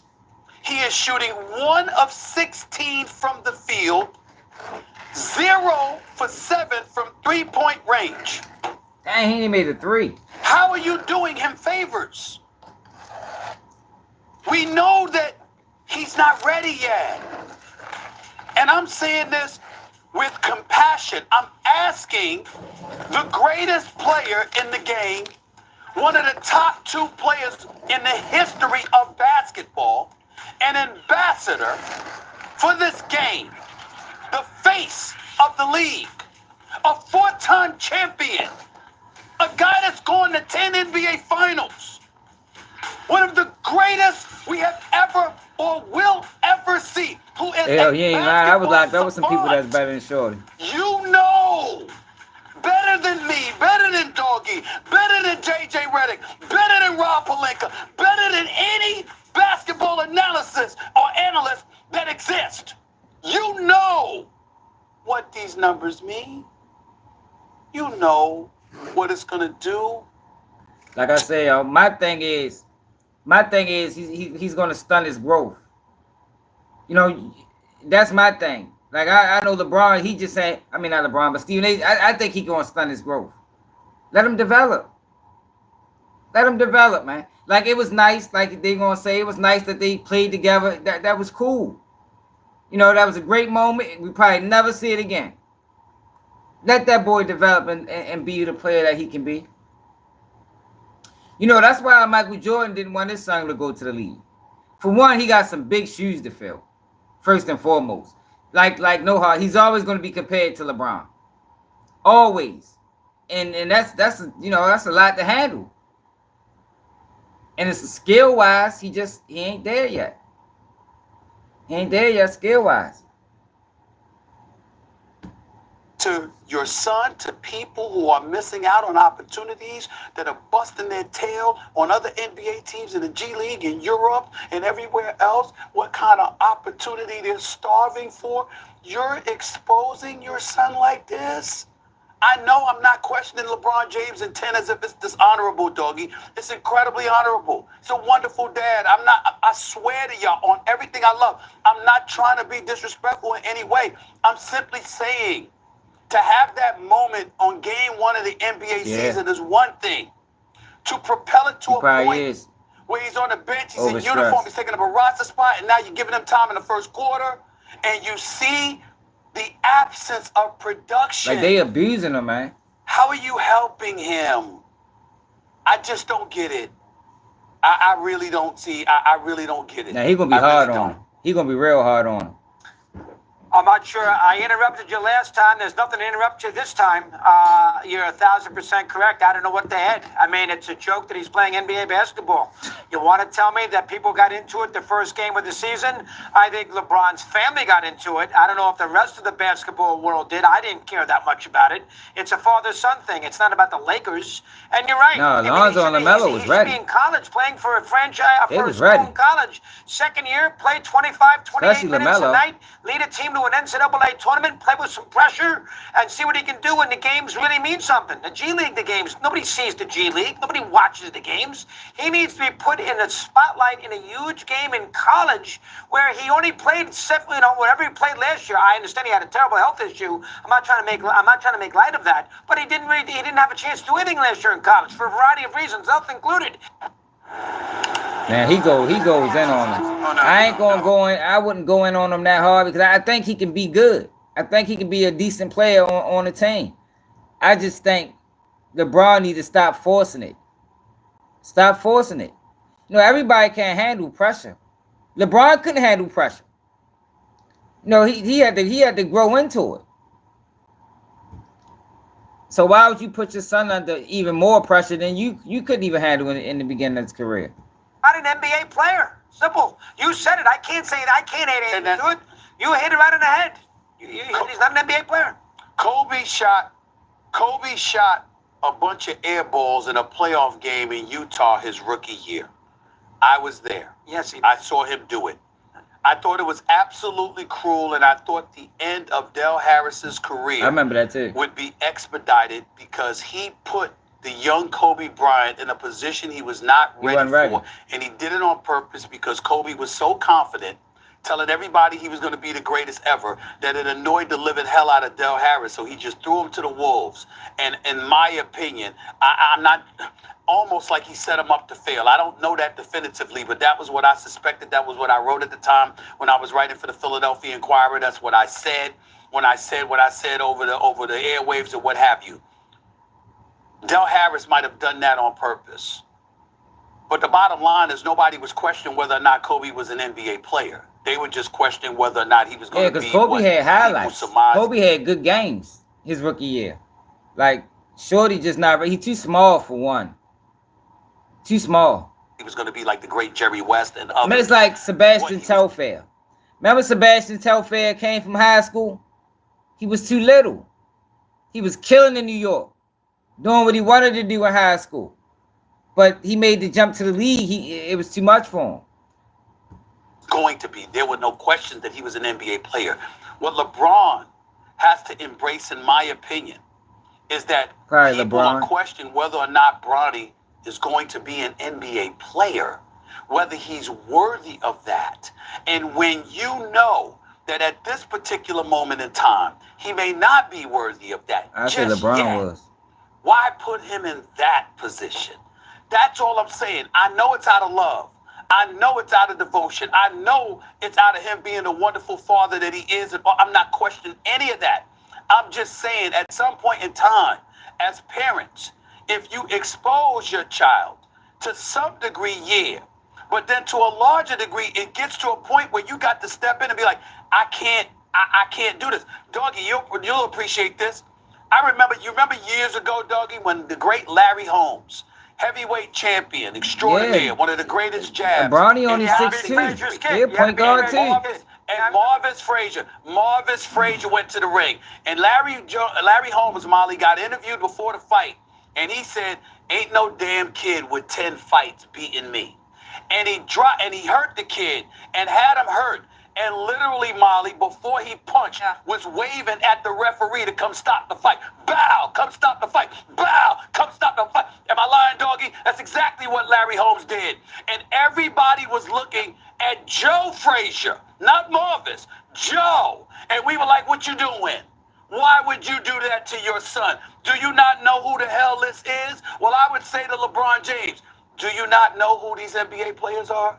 Do you not know who your contemporaries are? Do you not know how so great? Look, let me show y'all something, y'all. So it's a funny page on Instagram, right? His name is Bronny Stan. Do y'all follow this page? Like, LeBron don't be doing nothing. I mean, Bronny don't be doing nothing. But he makes it seem like he's doing everything. Yo, this page is hilarious. Look, y'all gotta see this page, y'all. Bronny got clutch. Check this out. Bronny played 7 minutes tonight for the Lakers, and he really proved that he belongs back in the NBA. He started the game off by putting clamps on Tyrese Maxey. Whenever Bronny was on Tyrese, you could tell he wanted absolutely nothing to do with him. He called for a switch right here. And then we got to see Bronny go to work on offense. Nice right-handed drive here. I thought he got fouled, but they ended up calling it a turnover on him. And then more good high-pressure defense here by Bronny. He made the point guard super uncomfortable, calls him to make this really bad pass, and then Bronny sprints back in transition, gets the rebound, and almost made this layup. He would have made it if he was trying, and then I would have liked to have seen Bronny take a charge here on Oubre. Instead, he makes a business decision. I have to respect it, though. And then Bronny comes off the DHO, comes off the high ball screen, gets all the way downhill. Would have liked to have seen him just put a floater up here. Instead, he makes an ill-advised pass and unfortunately leads to a dunk on the other end. And then Bronny would have gotten this rebound here, but instead, Dalton Knecht just swoops in at the last second. And then Bronny does a great job running the floor. He's wide open here for a three. Instead, Dalton Knecht turns him down and goes for a two-pointer instead. And then more clamps here by Bronny. Plays some really good on-ball defense. Forces his man to take a really tough floater. Lakers end up getting the ball. And then this was Bronny's play of the game. Does a really good job of switching on all these ball screens. He was not about to let his man score no matter who it was. And then he gets switched onto a big and does a good job of showing his physicality here, shows his willingness to box out and gets a great rebound. Also a nice little alley pass here to Cam Reddish. And then just a moment later, Bronny basically gets an assist to Cam Reddish, who gets he basically get an assist. A little bit later, Bronny stops the primary ball handler here in transition. This is textbook. This is how you stop a fast break. And then Bronny's second best play of the game was right here. He does a really nice step back jump shot. Almost nails this jump shot, just a little bit off, just barely off. Overall though, great game by Bronny. Bronny played 7 minutes every game. He makes it seem like Bronny had a good game, but he don't never do nothing. He never does anything. This is one of the strangest 10-minute sequences I've ever seen. Hold on, let me see. Let me find another one.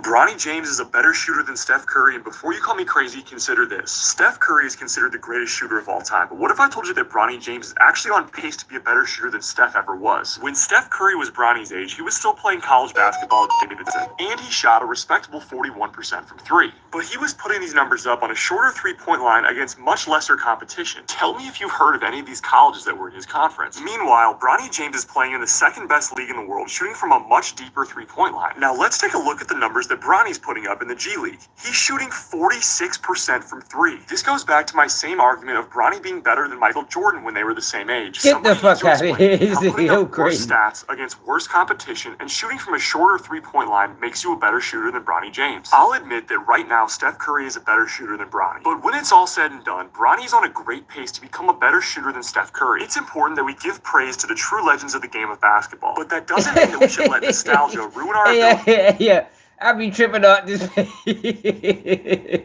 Hey, I be tripping off this page. Like, he be geeking. Like, ain't no, like, no matter what Bronny do, he tries to find a way to make it seem like, look, Bronny took down the Celtics. Bronny and the Lakers dominated the Celtics tonight. We start things off them playing great defense here on number 44. Does a good job of funneling him to the baseline, right to the shot blocker, Koloko. Gets a great shot blocked out of bounds. Lakers ball. And then you love to see this great display of being a teammate here by Bronny. Him and Reeves showing love and communicating. Then he comes off a nice DHO here. Gets a nice pass to Shake Milton. Shake has a nice pass here to Koloko. Bronny gets the hockey assist. Unfortunately, they just the hockey assist. Then a second later, Bronny puts clamps on Peyton Pritchard. Whenever he was guarding Peyton looked super uncomfortable. He calls for a switch here. He didn't want to be guarded by Bronny anymore. He gets the switch he wanted. Bronny does a great job of playing the gap here. Sees his man, sees ball, plays the gap perfectly. Once again, stays ready, stays in perfect help position here. This is what you want to see from Bronny. He's doing everything he can to earn more minutes. Then once again, puts clamps back on Peyton Pritchard. Peyton does not want any of this Bronny smoke. Bronny gets a poke right here. Almost gets a steal. Stays in front of him. Forces Peyton to make the pass. Then he makes a really nice inbounds pass here and he hustles up the court on offense. People want to clown him for not getting enough points, but he's barely getting any touches on offense. Like right here, for example, example. He's wide open on the right wing. Obviously, this is a great look by Dalton, but Bronny was open. And then we finally got to see Bronny go to work. It's a great little look here. Shoots over the 7-footer from Portugal. Great look, dead straight, a little bit long. Overall, though, this is what we want to see. We want to see him get shots up. This is what the fans love. But this is why they pay Bronny the big bucks here. Once again, locks down Peyton Pritchard, forces him to take a really tough contested pull-up jump shot here. Good miss.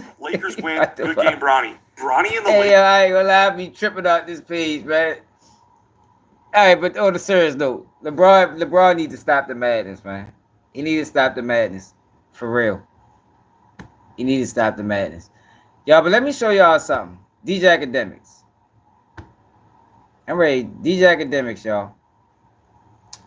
So, I ran across this. I always do that. I ran across this video earlier of DJ Akademiks' ex-girlfriend, the one that been exposing him. Now, I don't know if she being honest or not, but she talked about a situation that happened years ago when they was together. Listen to this. I asked them how old, but they're scared. These girls look like a month or whatever. This for the first time. Right, I swear, I'm just over here shaking my head. Okay, so be sure to hit that like and subscribe button, and I'm getting ready to let you hear this unedited clip so you can hear the whole thing in context of Ak's ex-girlfriend Che talking about Ak on IG about a year ago. I understand it's like content or whatever. He was texting me like, oh, we're not talking about you, this and that. I'm like, whatever, okay. But he keeps texting me, he's blowing up my phone, like he's calling me. And like, I'm at our apartment. He bought me an apartment for $6,000 a month. I'm at the apartment. So I'm like, let's just talk in person. We're on FaceTime. And I'm like, I'm about to just pull up, we could talk. I end up falling asleep in the Uber. He's calling me while I'm in the Uber. I guess he was saying like, don't pull up or whatever. But like, I lived there for 2 years. I go to the house. I have a key. I get inside the house.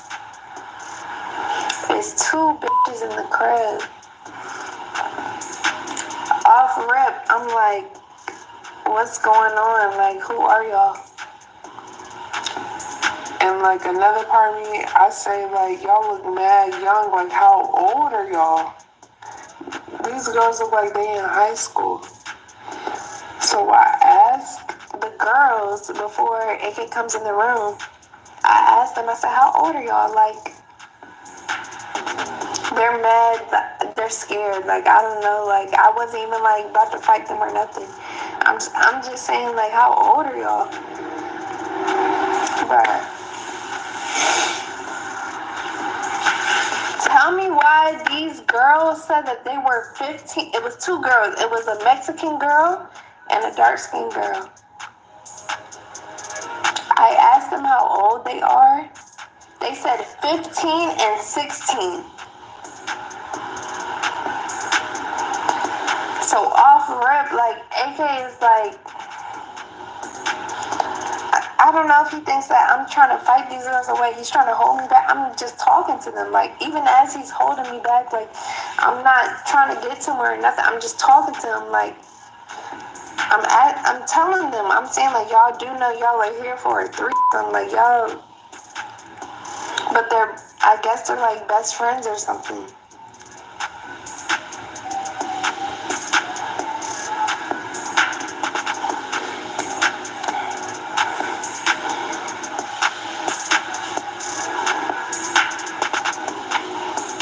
So the police come and they didn't verify their age.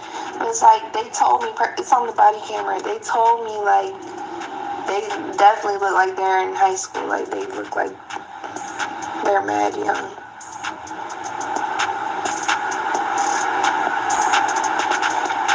The proof is on his security cameras. He has a security camera in his basement.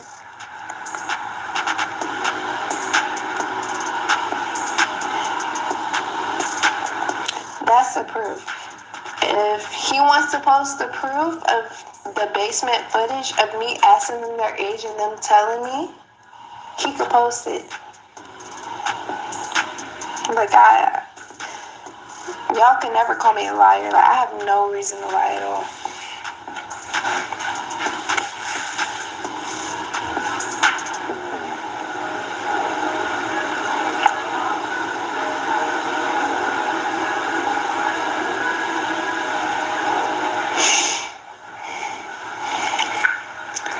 But yeah, that's what I had to talk about. It's like, at a certain point, you love someone, if you know they're doing foul shit, it's like a certain, like, breaking point.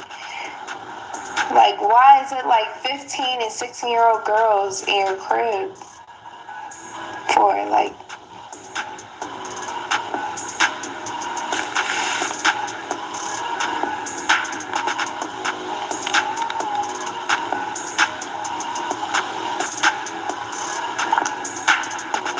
No, you would never see me back with him. Like, what I seen tonight is crazy. Like, I literally walked in.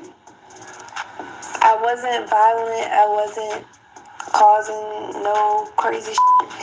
I said, like, what's going on? And I asked them how old they were because they looked mad young. They looked like teenagers. I asked them and they said they were 15 and 16. Like, you're almost 40 years old. Why are you messing with?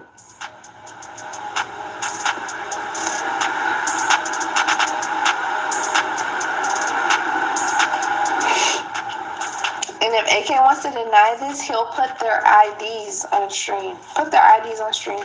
Because the cops were there. I was there. I talked to them personally.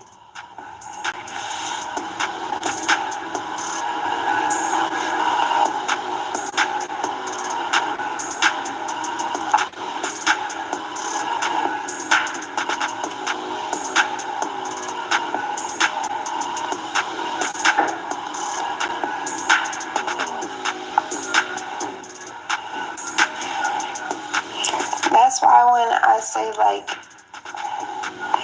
if you love someone, there's definitely a breaking point. It's certain stuff I have nieces. Like, I have, like, younger sisters. I can't look past that.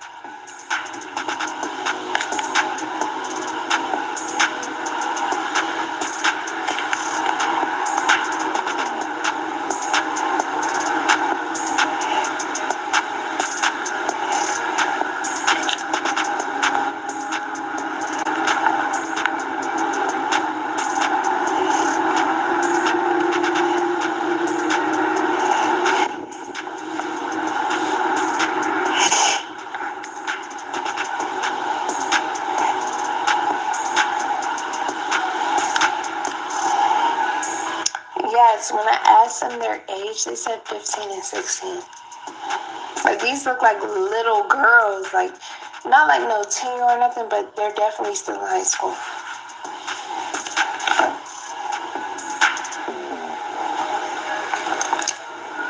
The cops never went in the house. He made sure to come outside the house when the police came because he knew that they were in the basement.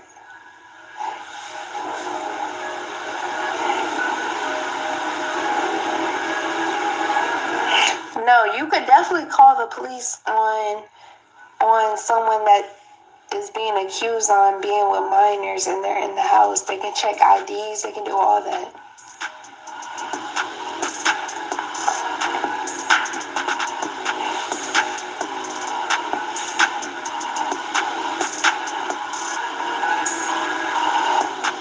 You talking about 16 is illegal? Would you let your 16-year-old sister mess with somebody that's 50 years old? No, you would not. That's crazy.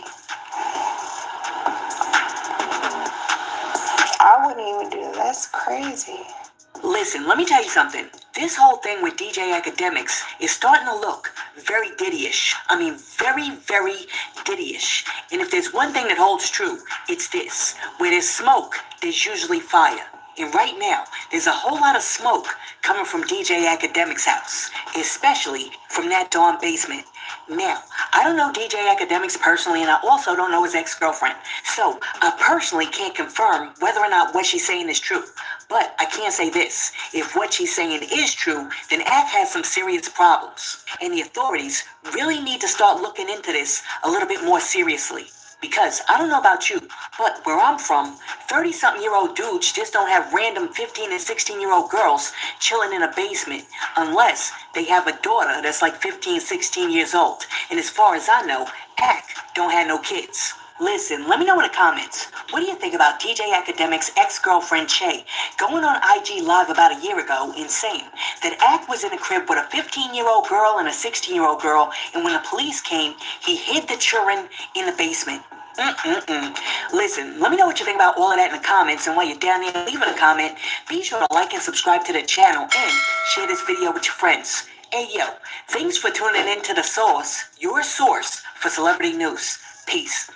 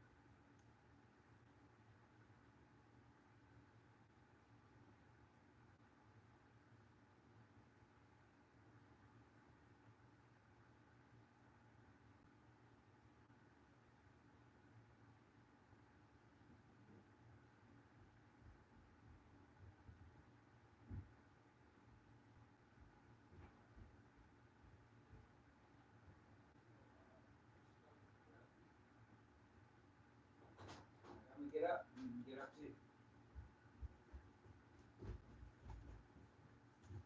Yeah, shit cut off. Bad, y'all. My bad, yo. My bad. How long it been off? Man, shit, I went upstairs, got in the shower real quick. Yo, but these Akademiks wild as shit. I ain't even got my glasses. Fuck. Yeah, my bad, y'all. Y'all know I be running the tight shift over this motherfucker. I gotta get up in 2 hours. Yeah, I had to take a lunch break. Yeah, but y'all heard that? Y'all believe him? That shit wild, man. DJ Akademiks gotta tighten up. When you go to his comments, right? Like, I don't think people won't forget about this. And I don't think people need to forget about it. Like, he got some wild shit going on with him. Everything he posts. What's his last post? Look. Anything he posts, they on him. Act a certified groomer boy. Make as many posts as you want, Act. We're not forgetting. Act, we heard you groom him young. You better not ever go to Cell Block 1. To any streamers who still got love for him, Act, yo, like, he's not living this down, man. This shit ain't good up. Motherfucker, this shit it's not going nowhere. I think she might be telling the truth. He got some issues, man. He weird. And you dealing with a guy that he ain't never really had no female attention for real. So he gonna take it wherever he can get it from. It don't matter who he can get it from. Everybody trying to see that dumbass shit. Get these motherfuckers out of the world. I was sick and tired of them. Fucking Jake Paul and the brother. Y'all see this? Oh yeah, that's what I was talking about. Keffe D was fighting, y'all. Keffe D was fighting in the joint. Look like Keffe D still got it. Look. He got my man in a Cobra clutch. Check old Keffe D out. Tell him he got cancer. He gotta get out of there. No, Keffe still got it in him. Look.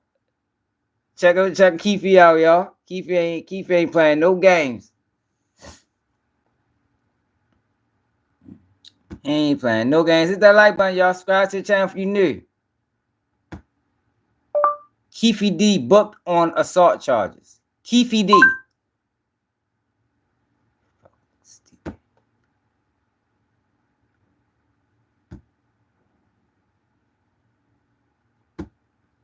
Hold on. He got rebooked for that. Which is petty. I can't believe they rebooked him.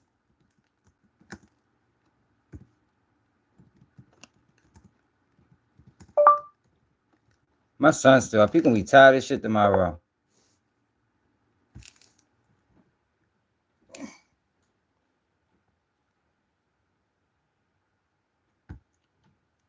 Of course, Long Crime Network covered it. They got that old man strength. Had my man in the figure 4. Listen to this. We're gonna end it with this. I'm just trying to see what happened. Again, facing a new charge, one that he got while already in jail. So what happened? Well, this happened just last month. The 61-year-old allegedly fought with another inmate in the Clark County Detention Center. Just 2 days before Christmas, the former Southside Compton Crips gang member was being taken back to his housing unit when he and another inmate got into a fight, allegedly.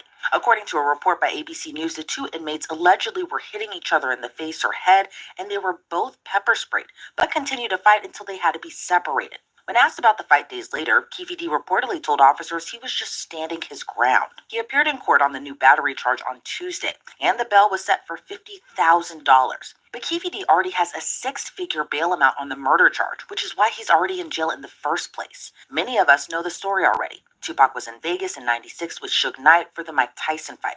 But who also was there? Keffe D and his nephew Orlando Anderson, as well as other gang members from the Southside Crips. Bail after music manager Cash Jones, aka Whack 100, was ready to post bail for him. Mr. Jones, what was the amount? It's a Fed agent, y'all. I can't find that paperwork. but I'm pretty sure he's a Fed agent. Who was on that live, y'all, when we discovered he told 3 different stories about the stutter box situation? In the story on Bomb First, he said he was the target of the investigation.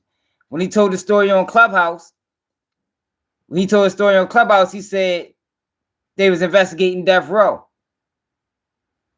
They was investigating Death Row, and they was using WAC, because WAC is a fucking Fed. That you paid for the bail. Yeah, that is crazy. They doing Keffe dirty, man. In this case, 112,000.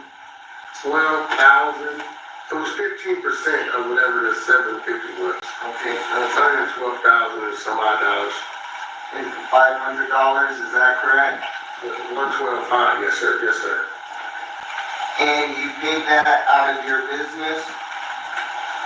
Yes sir. And what's your business name, sir? 100 Entertainment. And you're the sole owner of that business, is that correct? Yes, sir. And that business is a business license to do business in the state of Nevada? Yes, sir. But a Las Vegas judge still denied Keffe D's release. Months later, Keffe D's attorney filed a motion to dismiss the murder charge altogether. His attorney cited that Keffe D's constitutional rights were violated by the state. Yeah, we already got that information. I just wanted to take y'all to the fight, man. Keffe D out there putting hands on people on there, talking about he's sick and he can't survive in there. Look like he's surviving pretty well to me. But I ain't got no sympathy for Keffe D, man. Keffe D is slime ball. That's normally how that happens, though. When you live in your life as a slime ball, eventually you get slimed out. And that's what we got, you know. That's how he lived. You know, he lived his life cruddy. Now they doing him cruddy. Fuck him. I had sympathy for him until I seen what he did with the dude Zip. I ain't like that move. That was a low move. You go back years later.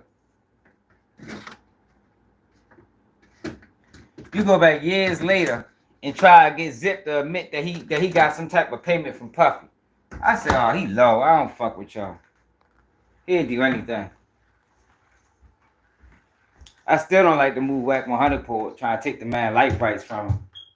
I ain't like that at all, no. I still thought that was low. But shit, though, I appreciate everybody, man. Hey, Charlene, you still on the road? What you doing up this late? I appreciate everybody that stayed up, though, y'all. We stayed up. Shit, we'll be about 4 hours in. Overall, though, that Bronny, yo, look, let me tell you something about that Bronny Stan page. I be tripping off the page, right? Because every time I see it come across my timeline, I think it's real. Like, I think, like, oh, shit. I'm ready to see some Bronny highlights. Because the page don't pop up that often. So when it do, it get me every time. It had me thinking I'm going to see some Bronny highlights. And then I'm like, what the fuck is this? Then I look at the page. I'm like, oh, that's that goddamn page again. That bitch done got me again. Got me thinking Bronny put up 20. Whole time, Bronny probably had 5 turnovers, 2 assists, 0 points, and 3 rebounds. Like, man, come on, bro. Like, why the fuck you keep doing that shit? And the title might be Bronny takes over the 4th quarter. Some old crazy shit. But, overall, I think we got tomorrow. We going live because the defense should be that case should wrap up tomorrow. What's the day? Tomorrow, today 30. Friday, that case should wrap up. I want to see how the defense attorneys is going to interview ASAP Rocky. That's going to tell if ASAP. Let's show you from Baltimore. That's going to tell if ASAP Rocky is going to beat that case.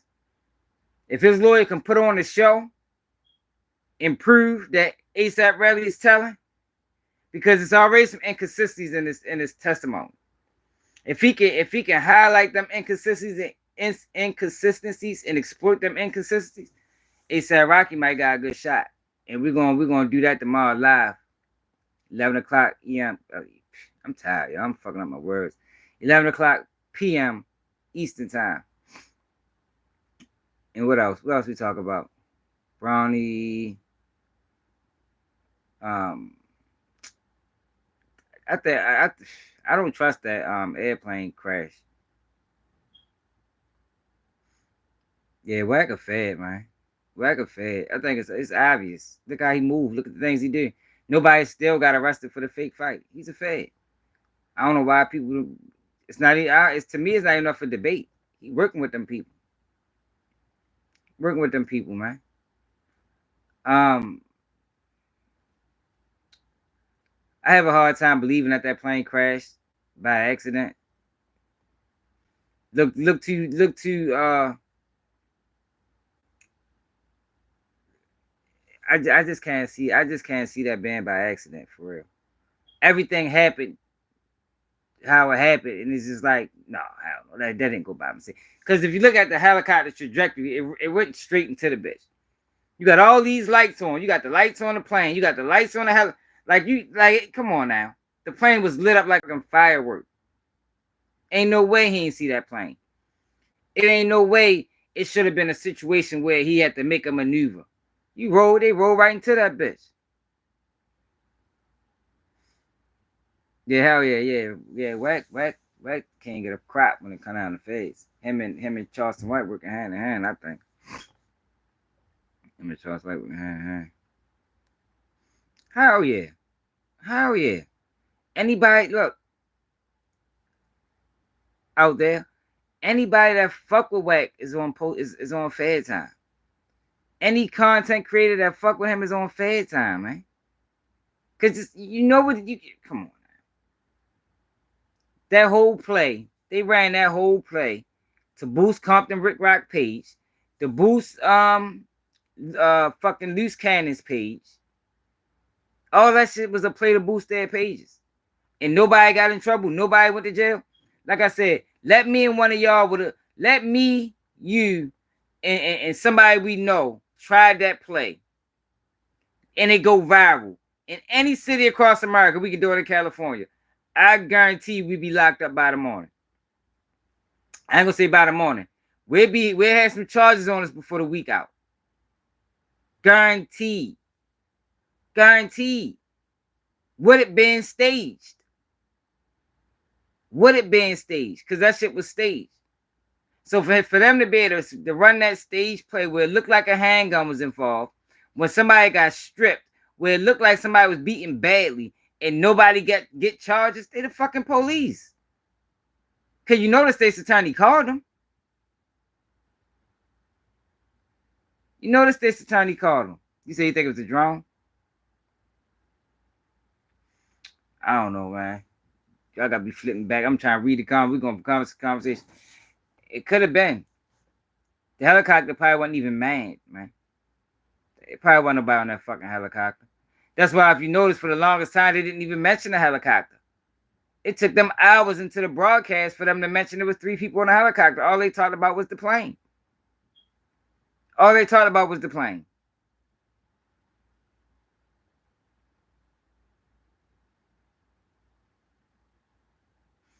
Right, Edward. It's obvious. People don't want to believe it. They just want to support them. But know you watching a Fed agent. That's exactly what he is. And I told y'all when they flipped him in that they flipped him during that during the Stellar Box situation. Greg Caton locked him up with the pistol. He didn't go to jail. He didn't catch no charges. You can't look it up. Somebody sent me something earlier with Terrence Williams talking. Somebody finally asked him about Hot Bezo. And he lied, talking about, no, I took the case. Man, get the fuck out of here, man. It's documented that Terrence Williams testified on Hot Bezo. People don't want to believe that. It's documented. Man, testified on it, man. That's why Baby don't fuck with him. It ain't the fact that he told on the dead. You told on one of my closest friends, bro. You know what I mean? He told on one of his closest friends how Bezo and Baby like best friends. He told on that man and testified on that man. That's why Baby and them don't fuck with. They'll never fuck with him. They'll never fuck with him. You try some of my closest friends in prison. How Bezo got locked up for murder 17 years later. 17 years later. Because fucking Terrence in there telling on everybody trying to come home. I don't fuck with those guys, man. Then he lied about it. And I said something to the podcast. I said, damn, bro, why you let him lie? Why you let him lie, yo? Like, you going to ask him the question, then let him lie to you. Like, I don't be respecting that. I don't be respecting that. Yo, this is not the right lighter. Where the fuck is my lighter at?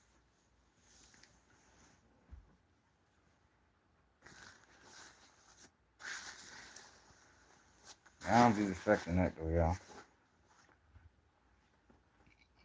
I ain't gonna get no sleep tonight. Man, I hope y'all support the platform, y'all, because we ain't getting no sleep. I gotta get up in 2 hours. 2 hours. Yo, I ain't got none of my lighters.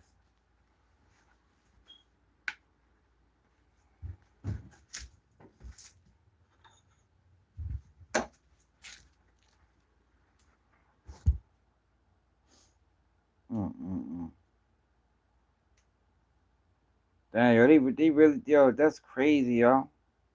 But we typically don't see stuff like this happen on U.S., so I can't believe that plane went down. A fucking plane went down in U.S. soil, y'all.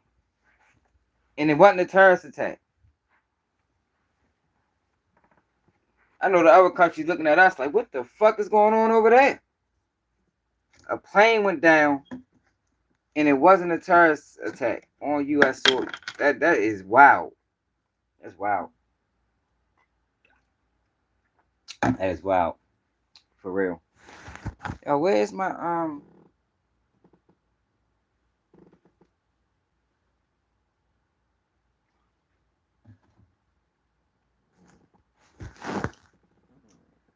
can't find my lighter, y'all. I've been losing lighters like shit. And I bought 2 lighters. I bought 2 lighters in the last 2 days. And I don't got neither one of them.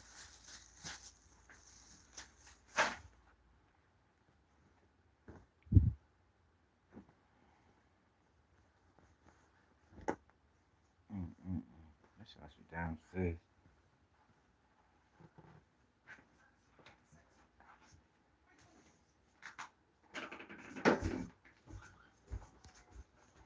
Or with somebody here being racist. Man, I'm racist. You gotta be miserable to be racist. That's why I don't even pay them. I don't even pay them no mind. Cause that's you gotta be miserable. To not like a person because of their skin color. That just shows that you are miserable. Miserable. You ain't got nothing else better to do in life but to not like somebody because of something you can't control. That shit is crazy to me.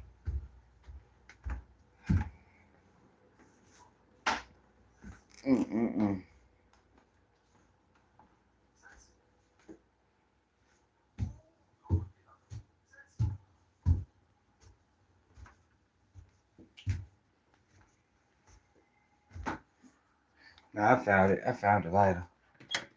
I ain't find the other ones that I had.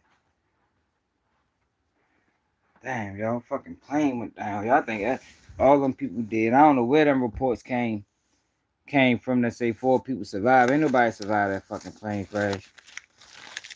Ain't nobody survived that shit. You can tell by the way they talking. I think by the looks of the bodies that they did recover, they probably like, man, everybody done.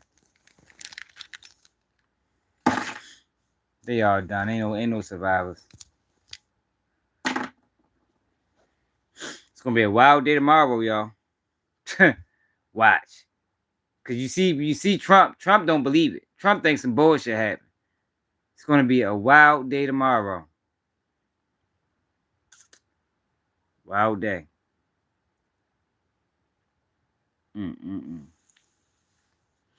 But But shit, I appreciate y'all. I gotta get to bed, y'all. I'm working on 2 hours and 40 minutes. Make sure y'all subscribe to the channel if you can support the platform. My man Albert got the Cash App at the bottom, y'all. Cash App Baltimore swag. If you're new to the channel, we go live every day at 11 p.m. Eastern time. We're gonna cover the Rocky. We cover the Rocky trial every night, and whatever else we can see in the news. More than likely, we're gonna talk about the plane crash. We should have some more information about that. And we out. You hear me? Alrighty.